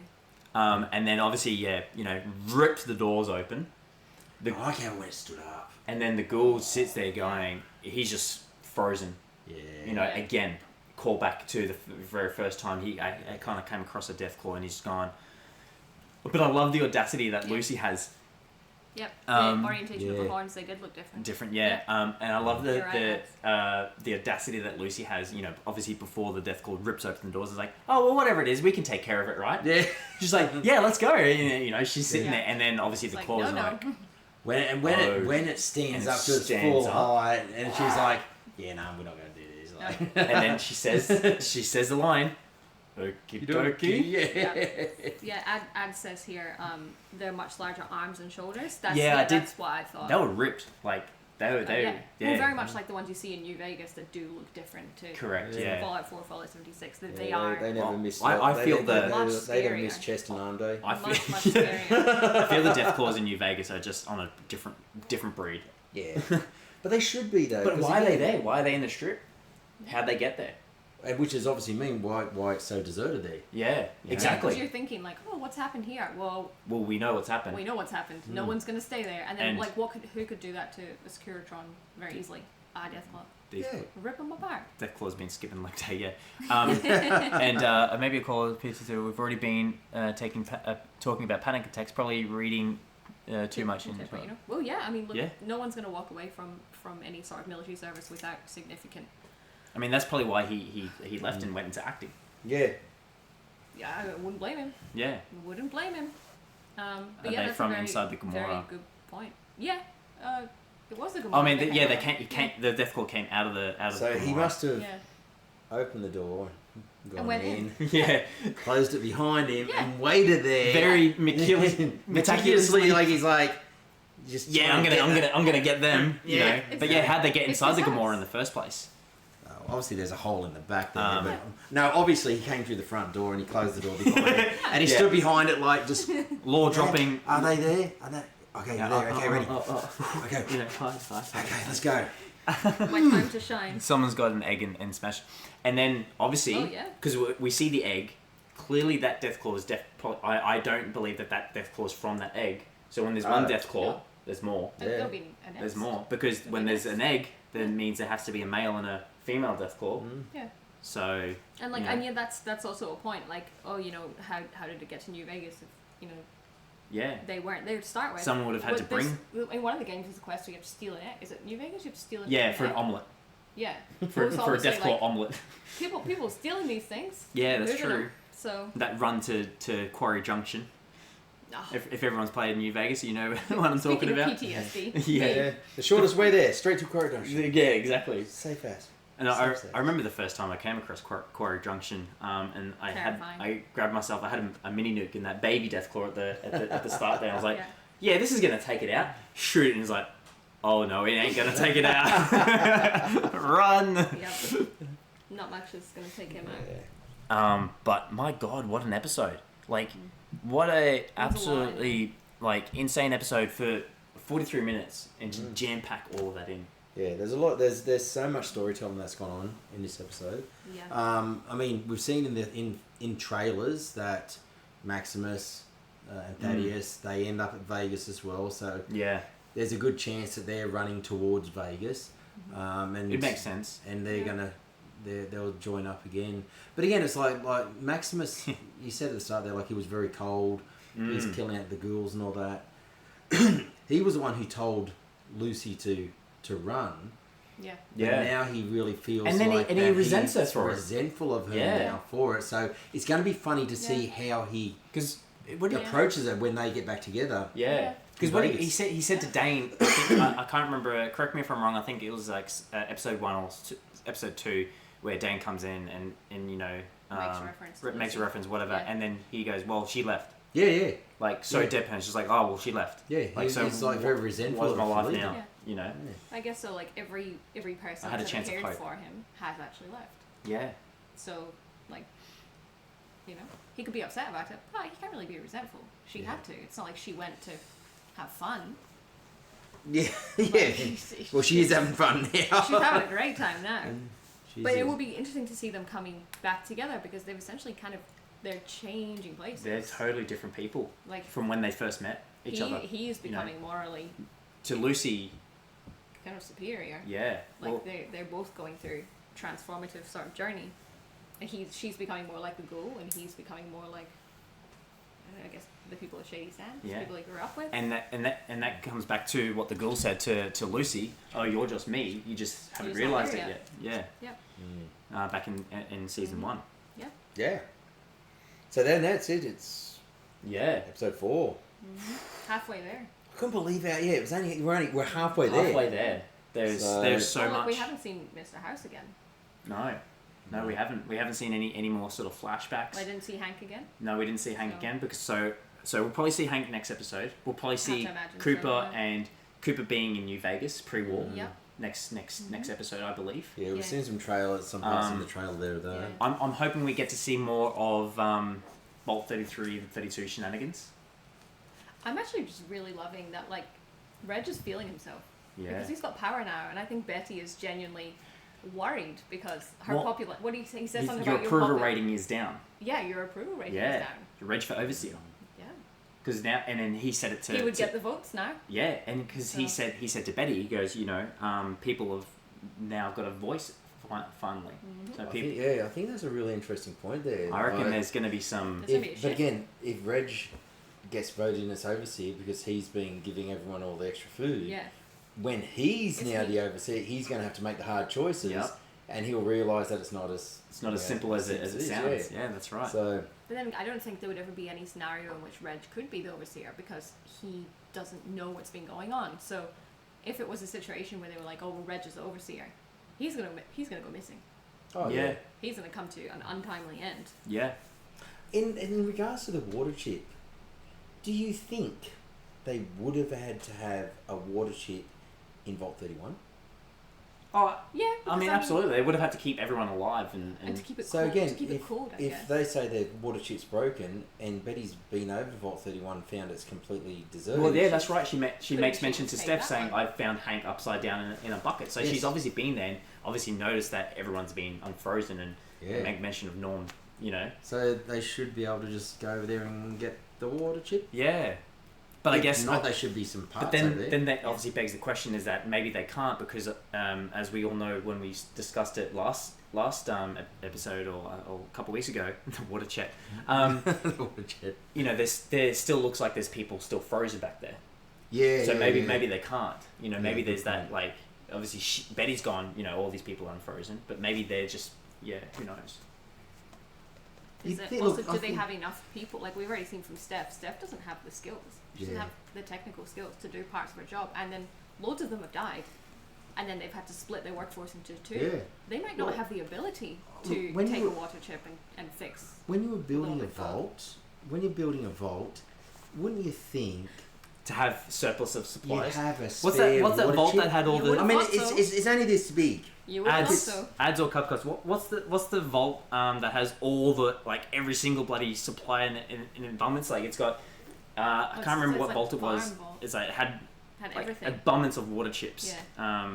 I can't remember which vault number it is I now. think I think whoever was doing the requisitions for the vault there really messed Oh up. yeah, Like water chip. come on, one. bud. Ah yeah, I only need one. Yeah, bud. Come Yeah, on, you'll be mate. fine. It won't break in 200 years. Yeah, that's Yeah. right. It's American made. Yeah, Like, but obviously didn't account for that. I mean, they've gone with some good sort of Japanese high tech stuff. It's almost like they went, okay, we got Order off Temu. we ordered a Sony, but we got a Sany. Oh, that'll be fine. That'll be the same. Yeah, Should go be- stack that Sany water chip out the back there. She'll be right, mate.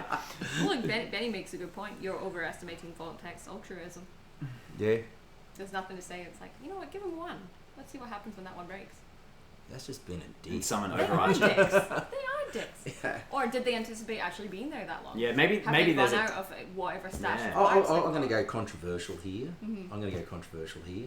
Are Voltec really dicks? I mean, if you're looking at from their side, just saying. I'm just like. Is everyone hearing this? Here we have a product of Madman here. He's wearing a shirt. Is wearing the shirt Voltec Oh, VTU. Hey, look. Voltec has been very, very good to me. All right.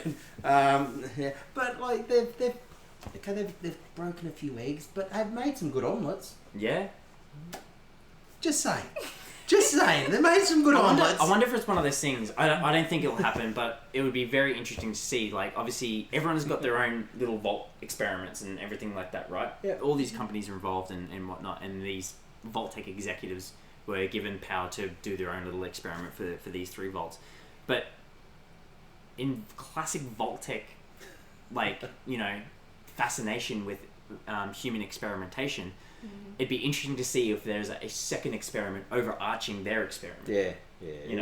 It's funny because that's what I was talking to you earlier about. Like I've just finished watching Persons of Interest, which was another Jonathan Nolan series. Oh yeah. Really, like, great series, Persons of Interest. But again, that was all about an AI that was trying to take over and all the subversive things that it was doing in that. Yeah. And it was very, very Vault-Tec-ish. Yeah. Like, it was very, very Vault-Tec-ish. It was very Big Brother. Like, this whole Big Brother. And that's essentially what Vault-Tec was. Like, just to clarify, I'm not 100%, I'm not pro Vault-Tec. Yeah. I'm just sort of, I'm just being a devil's advocate here for the conversation. He's trying to justify himself now. I am. We've called him out on the chat. But again, He's had too much not food. It's not food. I need not food. But yeah, like, when you start looking at, and Jonathan Nolan's series with Person of Interest, he did like 5 seasons of this show about this overarching evil AI, which now we've got this overarching evil corporation with Vault-Tec. Yeah. So he writes some really, really good shows in it. And I'd be interested to see what other actors that he's going to bring from his other shows into Fallout. Yeah. So, because he did Westworld as well, didn't he? Yeah. I believe so. Yeah. Well, very similar in theme. Yeah, exactly. So it's this sort of overarching dystopian. This dystopian. There's this evil entity that's behind everything. Yeah. So he does really good. So I got a lot of faith in the Fallout series. Yeah. He hasn't let us down. And look, at the end of the day, there's people who always complain. Yeah. And like I've seen some mad theories out there. Oh, geez. Like me when I see Chet. look, hey, you're starting to believe. Chet has moved up one position. He's my That's all it takes. That's all it takes. In my mind, we've succeeded. Prop Circle, we've succeeded. But again, I enjoy the show for what it is. Is it a direct parallel to the video games? No. It's not. But like, does it have to be? Yeah, exactly. Also, doesn't no. have to be. And I saw a really good point. What Chet? What Chet? But also I saw a great could unfreeze. Yeah, that was in reference to would they have a water ship in 31? Oh yeah, unfreeze everyone, send everyone to straight to one of the other vaults. Yeah. So there wouldn't no need for a water ship or other life support other than the short-term packs they have. Which is good point. But I love the audacity of like Reg is like carrying 2 water cans, and then here they are with a drip. Yeah. With a drip of water, like. But you know what? That's what Betty gets. She's raised and through hard time there and also hard time at Vault-Tec, she has raised these people to be rule followers, and that's all well and good until they're following a rule that you don't want them to follow. Yeah, exactly. So what do you do? Make up more rules. Reg is doing. I'm following the rules. You approved this. You approved this. I'm entitled to it, and I'm taking it. Yeah, what are you gonna do about it? She should a new rule. Ignore my last rule. Do what I say. Yeah, and that's what Steph would do. Yeah. But and I love all the signs in the thing as he's walking through the thing. Everything's like stay hydrated. Yeah. Stay hydrated, people. Yeah. Stay hydrated, not food. So yeah. It's a good series, a good episode, really good episode. Really keen to see what we're going to get with the episode 5. Yeah. It's like there's a lot of these plot lines they're starting to converge now. Yeah. We've got Maximus and Thaddeus there heading towards Vegas, obviously trudging through the desert. Max, you've got Lucy the Ghoul. They're already at Vegas.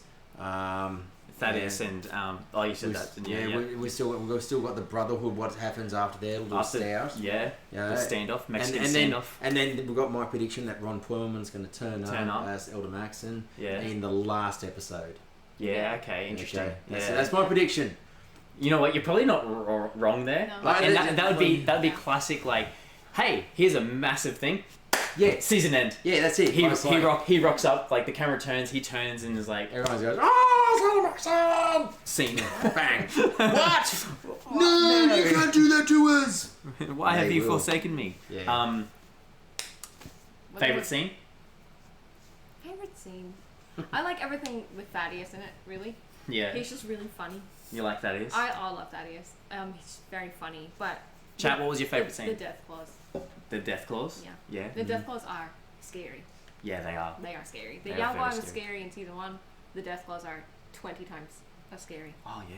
No, absolutely. And they should be, That's what you think of when you think of Fallout. You think of a death claw. Ad says, but what is Betty even planning? Otherwise, out of water, everyone's dead. What's her plan? Yeah, correct. Yeah, absolutely. She has no plan. Charlie turns up as a super mutant to save Coop from the Death Claw next episode. Ooh, Yeah. That's interesting. I He like is that theory. 100% a super mutant. How awesome would it be if they kill the Death Claw, get into 38 to the top floor, elevator door opens, and they're greeted by Victor? That would be pretty funny. Imagine that though. But the door opens and they're greeted by another death claw. By another Death Claw. Yeah. Who's sitting in a chair and spins around, pulls a cigarette out and goes, I have been waiting for you. or talking super or super mutant. I actually can't wait to see a super mutant. Yeah, I'm very I want to see a excited to super see a mutant. super mutant. I'm hoping we get to. Like I said, I haven't watched trailers. I haven't watched anything about the TV show or anything like that yet. I don't know if anything got leaked in terms of super mutants on any trailers. I want to see I want to see a know. super mutant I would love to see a super at the mutant. top floor there, spin around with a cat. With And he's got any other scar through his eye there and goes, "Ah, Mr. Cooper, I have been waiting for you." And it's Charlie. A super mutant with a smaller super Charlie's a mutant. super mutant. No more foreshadowing. Not a cat. A mole mole rat. rat. A mole rat. Yeah. Even better. Oh god, I hate mole rats. Oh, they're the worst. I do not like mole rats. I don't mind them. I think they're quite cute. Yeah. No. Cute. And you were looking at me for advocating for Voltec.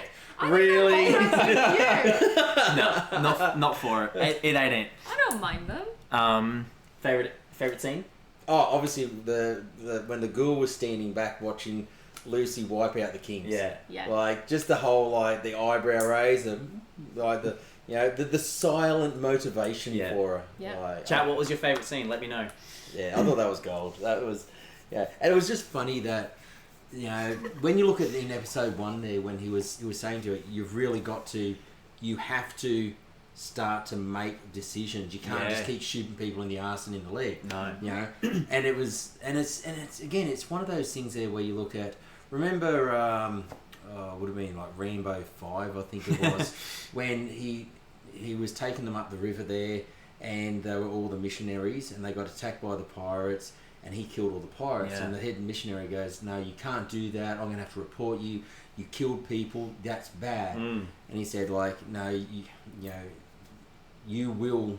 I don't care who you are. If you've got to survive, you'll kill." Yeah. He goes, "No, I would never do that." Then later on, when they were trying to escape, one of the bandits there, he's got him in his gun sights. He turns around.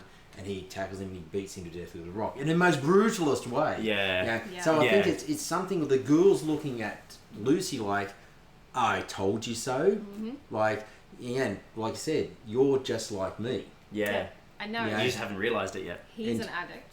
She's an addict. Yeah. She's literally and following. literally he goes, there ain't only one way, do more. Yeah. You know? Yeah. And it's funny now when you look at excuse me, when she was saying oh no, I don't want to kill, and he was like, look, you will.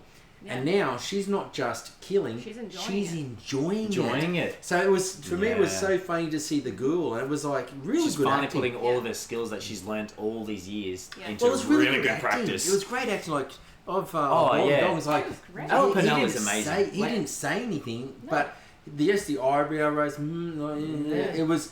It was almost like he was having that silent conversation with her anyway. Yeah. He was like, "Go there, okay, Yeah. shoot that. Okay, look, you got to change your weapon." Yeah. It was a really Yeah. good moment there between the two of and them. he was just watching. But And he you was know just he was just watching the He show. was obviously there to be like, okay, we'll see where this goes. But you I'm know what it I'm was gonna. also like? It was like, when you've got your companion and you go, "You've got this one, Kate," and you Yeah. stand back and you just let them deal with it. Yeah. And you're like, "Great." Go pick that lock. Yeah. That's like that. Like, that's why essentially Maybe what I he should have made you did. go pick a lock today. he sent her in there and she had a great time, and then it's going to be really good when she comes face to face with Maximus and he sees what she's been up to, because Yeah. he's literally just put a guy in the ground for doing the same thing. Yeah. So they're all the same. Benny says Lucy offing the ghouls. I think my That's very favourite good. part would have been seeing all the Vault Dwellers from Vault Coming 31 walking the there's something streets. so funny about their little backpacks. It was just Yeah. it was just Like, hilarious to You me. really think you're going to use that little blanket? No.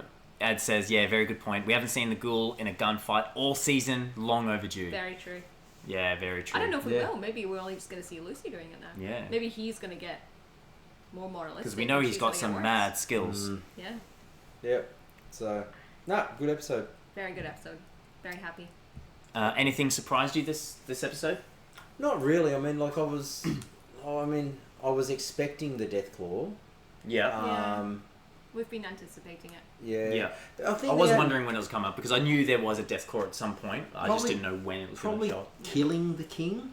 Yeah. Yeah, that surprised you. That was Actually, a bit- Yeah. to be honest, I think everyone would agree. Yeah. Yeah. It was a bit surprising they killed the king. I mean, I think. And he was walking away, his back was turned. Yeah. Yeah. Yeah. It was kind of a little bit like, oh, Yeah. You're like, "Ah, okay. that's the king. Todd, Thank- how could you do this? Thank you How very could much. you? Thank you very much. Yeah, like, Thank you very I much. felt a bit bad for them. Ads, So, like, get Todd oh. on the phone. The king. Yeah. Yeah. It was like king has left the building. It's sad. It is sad. It is actually So, sad. but I think the flow of it was really, really good. Yeah. Yeah. Again, they put enough. I think there was enough airtime with each one of the characters' plot lines there Yeah. that it wasn't too much of just like a little blip. No. No. Yeah, like I said, like that whole Game of Thrones issue. There's they a had. lot happening. Yeah. Like I fast tracked the episode this afternoon. I was just kind of scrolling through, and like obviously it gives you a bit of timestamp on Prime, which is really cool. And like at the very first bit, it's like very choppy. It's like bang bang bang bang bang. Then there's like really long bits Yeah. to give you. Yeah. Here's a bit of a snippet. But Yeah. we're Yeah. going to give you a bit of a taste. Here's But here's a resolution. the Yeah. resolution. Yeah. A couple other scenes later, and then Yeah. a bigger So I really liked. This episode. Maybe Cubcos, what do you think? If you're still here, I haven't seen you chat for a bit, but Honestly. let me know if you liked the sort of pacing and or the cutting in this one, because I know you're very critical in this type of field. But yeah, let me know. Happy days. But yeah, so hopefully, what did everyone think? Did everyone like that episode? I sure did. Please let me know. 2 thumbs up. 2 thumbs up. Okie Okie dokie. Okie dokie. quote of this episode. But like, Yeah. very, but, like Okie dokie. very worried. Not Okie hot dokie. dog. I found it moved very quickly, though all a part of the Brotherhood. It did. I have to imagine we're going to see more of that fallout. Yeah. Fallout. Ha, ha, ha. We're going to have to see that next You said it. I said the name of the show. You said the name. Oh my god. But yeah, what is everyone hoping to see? While you answer that, thank you very much for tuning in. Obviously, everyone, we are raising funds for Cure Cancer Society New Zealand. We've raised quite a considerable amount of money so far. I think all up, what is it? I've gone mind blank. $2,590 That's for Game on Cancer and $209 for the Cancer Society of New Zealand. Amazing. Here's the links for you in the chat. If you so wish to do so, please consider donating. We understand everyone's financial, stage, cost of living is very up there. So if you do have some spare funds, consider donating to these very charitable causes. So Still no chicken lover. still no chicken. Yeah, where is he? He's Where is he? Oh, I hold think, on. do you think it's time we should announce our P1, 2 and 3 program? I think we should make a separate video for that. Maybe we More should. people will see it if we I put think we it should on. tease it. tease it. I think we should tease Well, I it. think with. We've now said it. Hey, Hey. spoiler alert, God. Hey, quick, everyone, turn the... Hey, we just won't tell them. No. We won't tell them. Yeah. Shh. Chad, this is a secret. Yeah. So this will be coming soon though, but it's Look out very soon. So very soon the Wasteland Collective we will be announcing a new program which is going to be able to benefit cosplayers within Australia, and specifically cosplayers who don't have access to 3D printers or laser cutters or the like. Yeah. So that's Or who are looking into getting into cosplay and Yeah. don't know where to start. yeah, exactly. So there's a program that will be starting very soon. and it'll all be, any funds from this will be going directly to Cure Cancer Australia and the Cancer Society New Zealand. Yep. So yeah, keep on the lookout. We'll have details soon. The website will be going live next week. So that's going to look really good. You'll be able to get these merch. You can get these nice hats here. We've got the bucket hats as well, and the same things. Yep. I've seen Karen here repping that one a few weeks ago. My bucket hat. Yeah. So the website's going to go live, and we'll go on live next week. If you guys want any photos, if there's anyone that's got photos that want featured on our gallery on the website, Hit us please up. Yeah. hit us up. Send them through. We're happy to feature anyone. Yeah. So we're going to try to be able to feature as many cosplayers that we've got across Australia and New Zealand there. So if there are people you've got photos there, if you don't think it's a good photo, trust me, it's a great photo. Yeah. It's a great photo. And, if you've made something, if you spent the time to be able to put the blood, sweat and tears into learning how to do something, well, hey, like that is a great cosplay. I mean, when I first started, I had no clue. I had no clue. I didn't have a clue. Like I was using foam mats from Bunnings, like the flooring mats from Bunnings. Oh, yeah, I had no idea about the different density and foam and contact cement and nut glue and but I learned off other people that were willing to be able to share with me. So that's something that we want to be able to do for the community as well. So this program will be coming out very, very soon. We've got the website will be live. If anyone's got photos, hit us up, let us know. And even if you're not a cosplayer, this is for photographers. This is for artists. 100%. This is for creators. Yep. Small businesses. Small businesses who are in the sort of like who love this the niche Collectors? of Fallout. People have Collectors. Fallout If you have an awesome display of Fallout collection, send it to us. We'd love to see it. We'd love to feature your collection on our websites and things like that, and really get that out there. Builds. People have made a camp build. If you've got a camp build in Fallout 76 or Fallout 4, your awesome builds. I know there's some amazing builds that a lot of talent people have out there. Send them our way. We want to see it. We want to feature that and highlight how amazing the community is. Yeah, because again, like the collective it's for the Australian and New Zealand. It's for the Southern Hemisphere. We see so much that comes out of America. Much comes out. And again, this is no criticism. But it is. We come from the Southern Hemisphere. We are fans of the game, and we are just as creative and just as inventive, and especially as Australians and New Zealanders, we are some of the most innovative people on the planet. Oh yeah, absolutely. Like we have been we have had the greatest inventions. We've innovated because we had to. Yeah, that's correct. Yeah, we had to adapt. No one else was going to come and save it. So we want to be able to showcase the creations and that you people can come up with. So please. Send them our way. And if you have an artist or cosplayer or a photographer in mind that you know of and then we don't know of, send them our way. Let us share the love and we can support them as well. So if you know someone who's out there who's wanting to be seen, send them our way. Let us know, and we would love to connect with people and showcase. We've got some big plans this year. We hope to bring out some like crafting videos and tips and tricks and things for people, because we know a lot of people use different products and things. Like I myself, I'm like getting better at like sort of foam crafting. I still can improve. Doug, I think you've got this 3D printing thing down pat. I'm pretty happy with how my prints are coming out nowadays, and it's been a lot of trial and error, especially like it comes down to me. It comes down to the priming, the filling, the sanding, and then not for me. Like the primary filling, then the secondary is primary filling, and that the sanding in between and that. But the finishes that I'm getting on the they're phenomenal. They're movie quality. Yeah, like they're absolutely movie quality. And then you've got Karen here as an excellent seamstress. Yep. You're amazing. What, sanding or filling? Yeah, exactly. It couldn't be me. No. Quick sand, filler, done. Paint on. Let's go. All right, chat. Well, thank you very much. If you have anything, if you want to see us do something, let us know as well. We're more than happy to receive feedback. Within reason. We won't be doing the thing in the most like top comment. We won't be doing that. But if you want to see something, but what we will be doing OF. Ads. Only Fallout. I was Only about to be like, I did not agree to this before the stream. Before Only Fallout. before we hop off, Ads had a question. I did see Ads. You liked the T45 power armor this episode, but he has a question for you, Doug.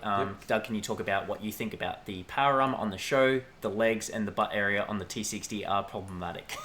Yeah, they are. Honestly, that could be like a whole discussion in itself. Yeah, absolutely. From like maybe we should do. I reckon what we do is like after this season ends, we can have like a really good sort of breakdown video of likes and dislikes. Yeah. And Look, I liked a lot of the stuff Ads has been saying about costumes last week and this week. Yeah, correct. Yeah.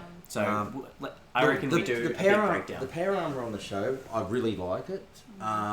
The thing I really like about it though is that it is built around an actual structural framework. So I actually had a chat to the prop maker who built the T60s, not Freddy's. Not Freddy. Not Freddy, but it was the guy who's done the functional ones. Oh yes. So they've built theirs off a full underframe. That's amazing. So the whole thing is you can stand it. That's It cool. is fully self-supporting. So it's a fully cast aluminium frame underneath. These are next level geniuses. They're at a level there where I would only wish I could get to. But again, to get to there, it takes a lot of time. It takes a lot of money and resources to be able to. Yeah. And big team. a lot is time. Yeah. You know, and like the thing that I'm very poor of is time. Yes. So we could all use a lot more time in our lives. I think everyone can agree with that. Yeah, I mean between my normal job, that takes up a lot of my time. My family, that takes up. Absolutely. I thankfully spend as much time as I can with my family, and then with the Wasteland Collective and 5Novcreations, all that takes a lot of time as well, which means not much sleep. Yeah. So God forbid we need to sleep. But again, and I'm getting older now, so it's going to get to a point there where, it's going to be like you can't teach an old dog new tricks sort of thing. But it's going to be, it takes so much time to be able to learn something new. But again, so with the T60 armor in the show, fantastic. That underframe that they've got, I would really love to be able to build a structural frame. That'd be cool. That would be able to work.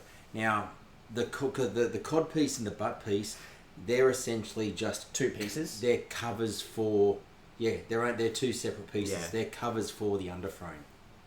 So that's one of the big things about it. He's just saying that Thaddeus, when he was moving in the yeah.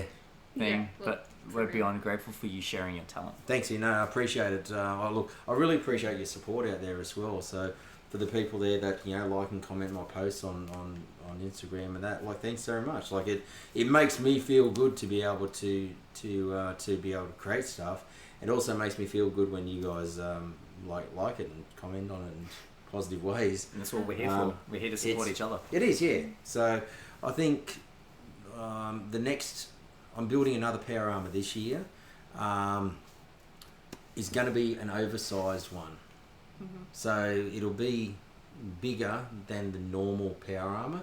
One power armor I'd really love to see, and we haven't seen it in the show, and I really love. Oh, here we go. Is basically like a heavy armor power armor. Ooh. So something that. So remember with the Mandalorian, you had the Mandalorian, and then you had the heavy gunner Mandalorian. Yeah. Oh yes. His arm was real bulky. Yeah, real bulky. Yeah. I'd like to see like a heavy gunner T60. That'd be cool. Yeah.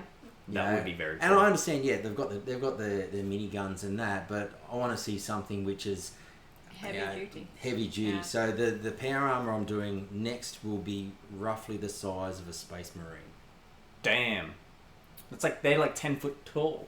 Minimum. You're looking around about 8 foot. 8 foot. About 8 foot. Yeah, right. So when you start looking at the Terminator, because when I built the Terminator all those years ago, that was 10 foot high. Bloody hell. Man, that was massive. That thing was. Sentry bot power armor. Yeah.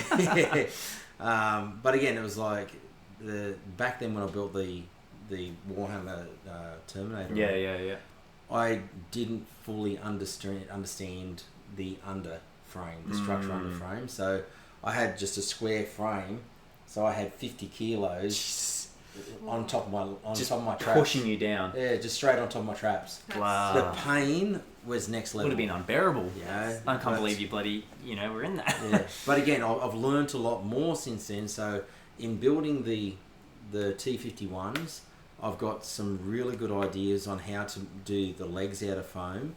But then for the cod and the butt piece, I'm going to make those essentially just like magnets. Oh yeah. Onto the underframe. Yeah, nice. So I'm going to put more effort into damn good strong magnets for that. That's for sure. I like the neodymium magnets you get these days. They are pretty good. Yeah, huge. They are. So, but I want to put more effort into the underframe because well, that's where the foundation starts, right? Yeah, and there's for the stuff for the new one, it'll be a combination of foam and 3D printed. Yeah. So that's no, amazing. So 8-foot power armor coming to a convention sometime in the future. I'll get some time. That would be absolutely phenomenal. I think people will lose their shit with that. Those 251s are so comfortable and fun to wear. Oh, they are. We've heard. Yeah. They are like. I love those. They do look incredible. Yeah. I've had a lot of people say, "Oh, what's your next build? Power armor?" Oh, I won't tackle with power. I'll stick to what I know. But no. Like considering I built those 7 years ago. They're amazing. They're holding. That was the first time I ever saw you. You were wearing the Sugar Bombs one. Yeah. So the fact that they've held up. Yeah. After 7 years, incredible. Yeah, I really build things to last, and it shows. Yeah, your craftsmanship is untruly. They are so fun. They're so fun. Yeah. Oh, look, you can use it so much better than I can. And it was perfect. Oh, you could run in it, and I'd always said that you could run in it, but I couldn't run in it because my knees are shot. Yeah. You should have seen me. I was going so fast. Yeah. Doing backflips. And, You need the servos linings. The assist motion servos. Yeah. All right. Well, everyone, thank you so much. Thank you. Thanks for hanging out and chatting. We will see you next week. What was this? This is episode 4. Episode 5 next week. I don't know who we're going to have, but Prop Circle. Prop Circle. Yeah. Prop Circle. Is yeah. that you next week? I think so. Or was it episode 6? Or was it episode 6? I can't remember. We'll have to consult the. It'll be in the document. Yeah. We'll consult the wiki. Next week. Consult the codex. Consult the codex. Yes, correct. Thank you. I've been corrected. But yeah, thank you very much. Enjoy your week and enjoy episode 5. Thanks, guys. See you guys. Bye.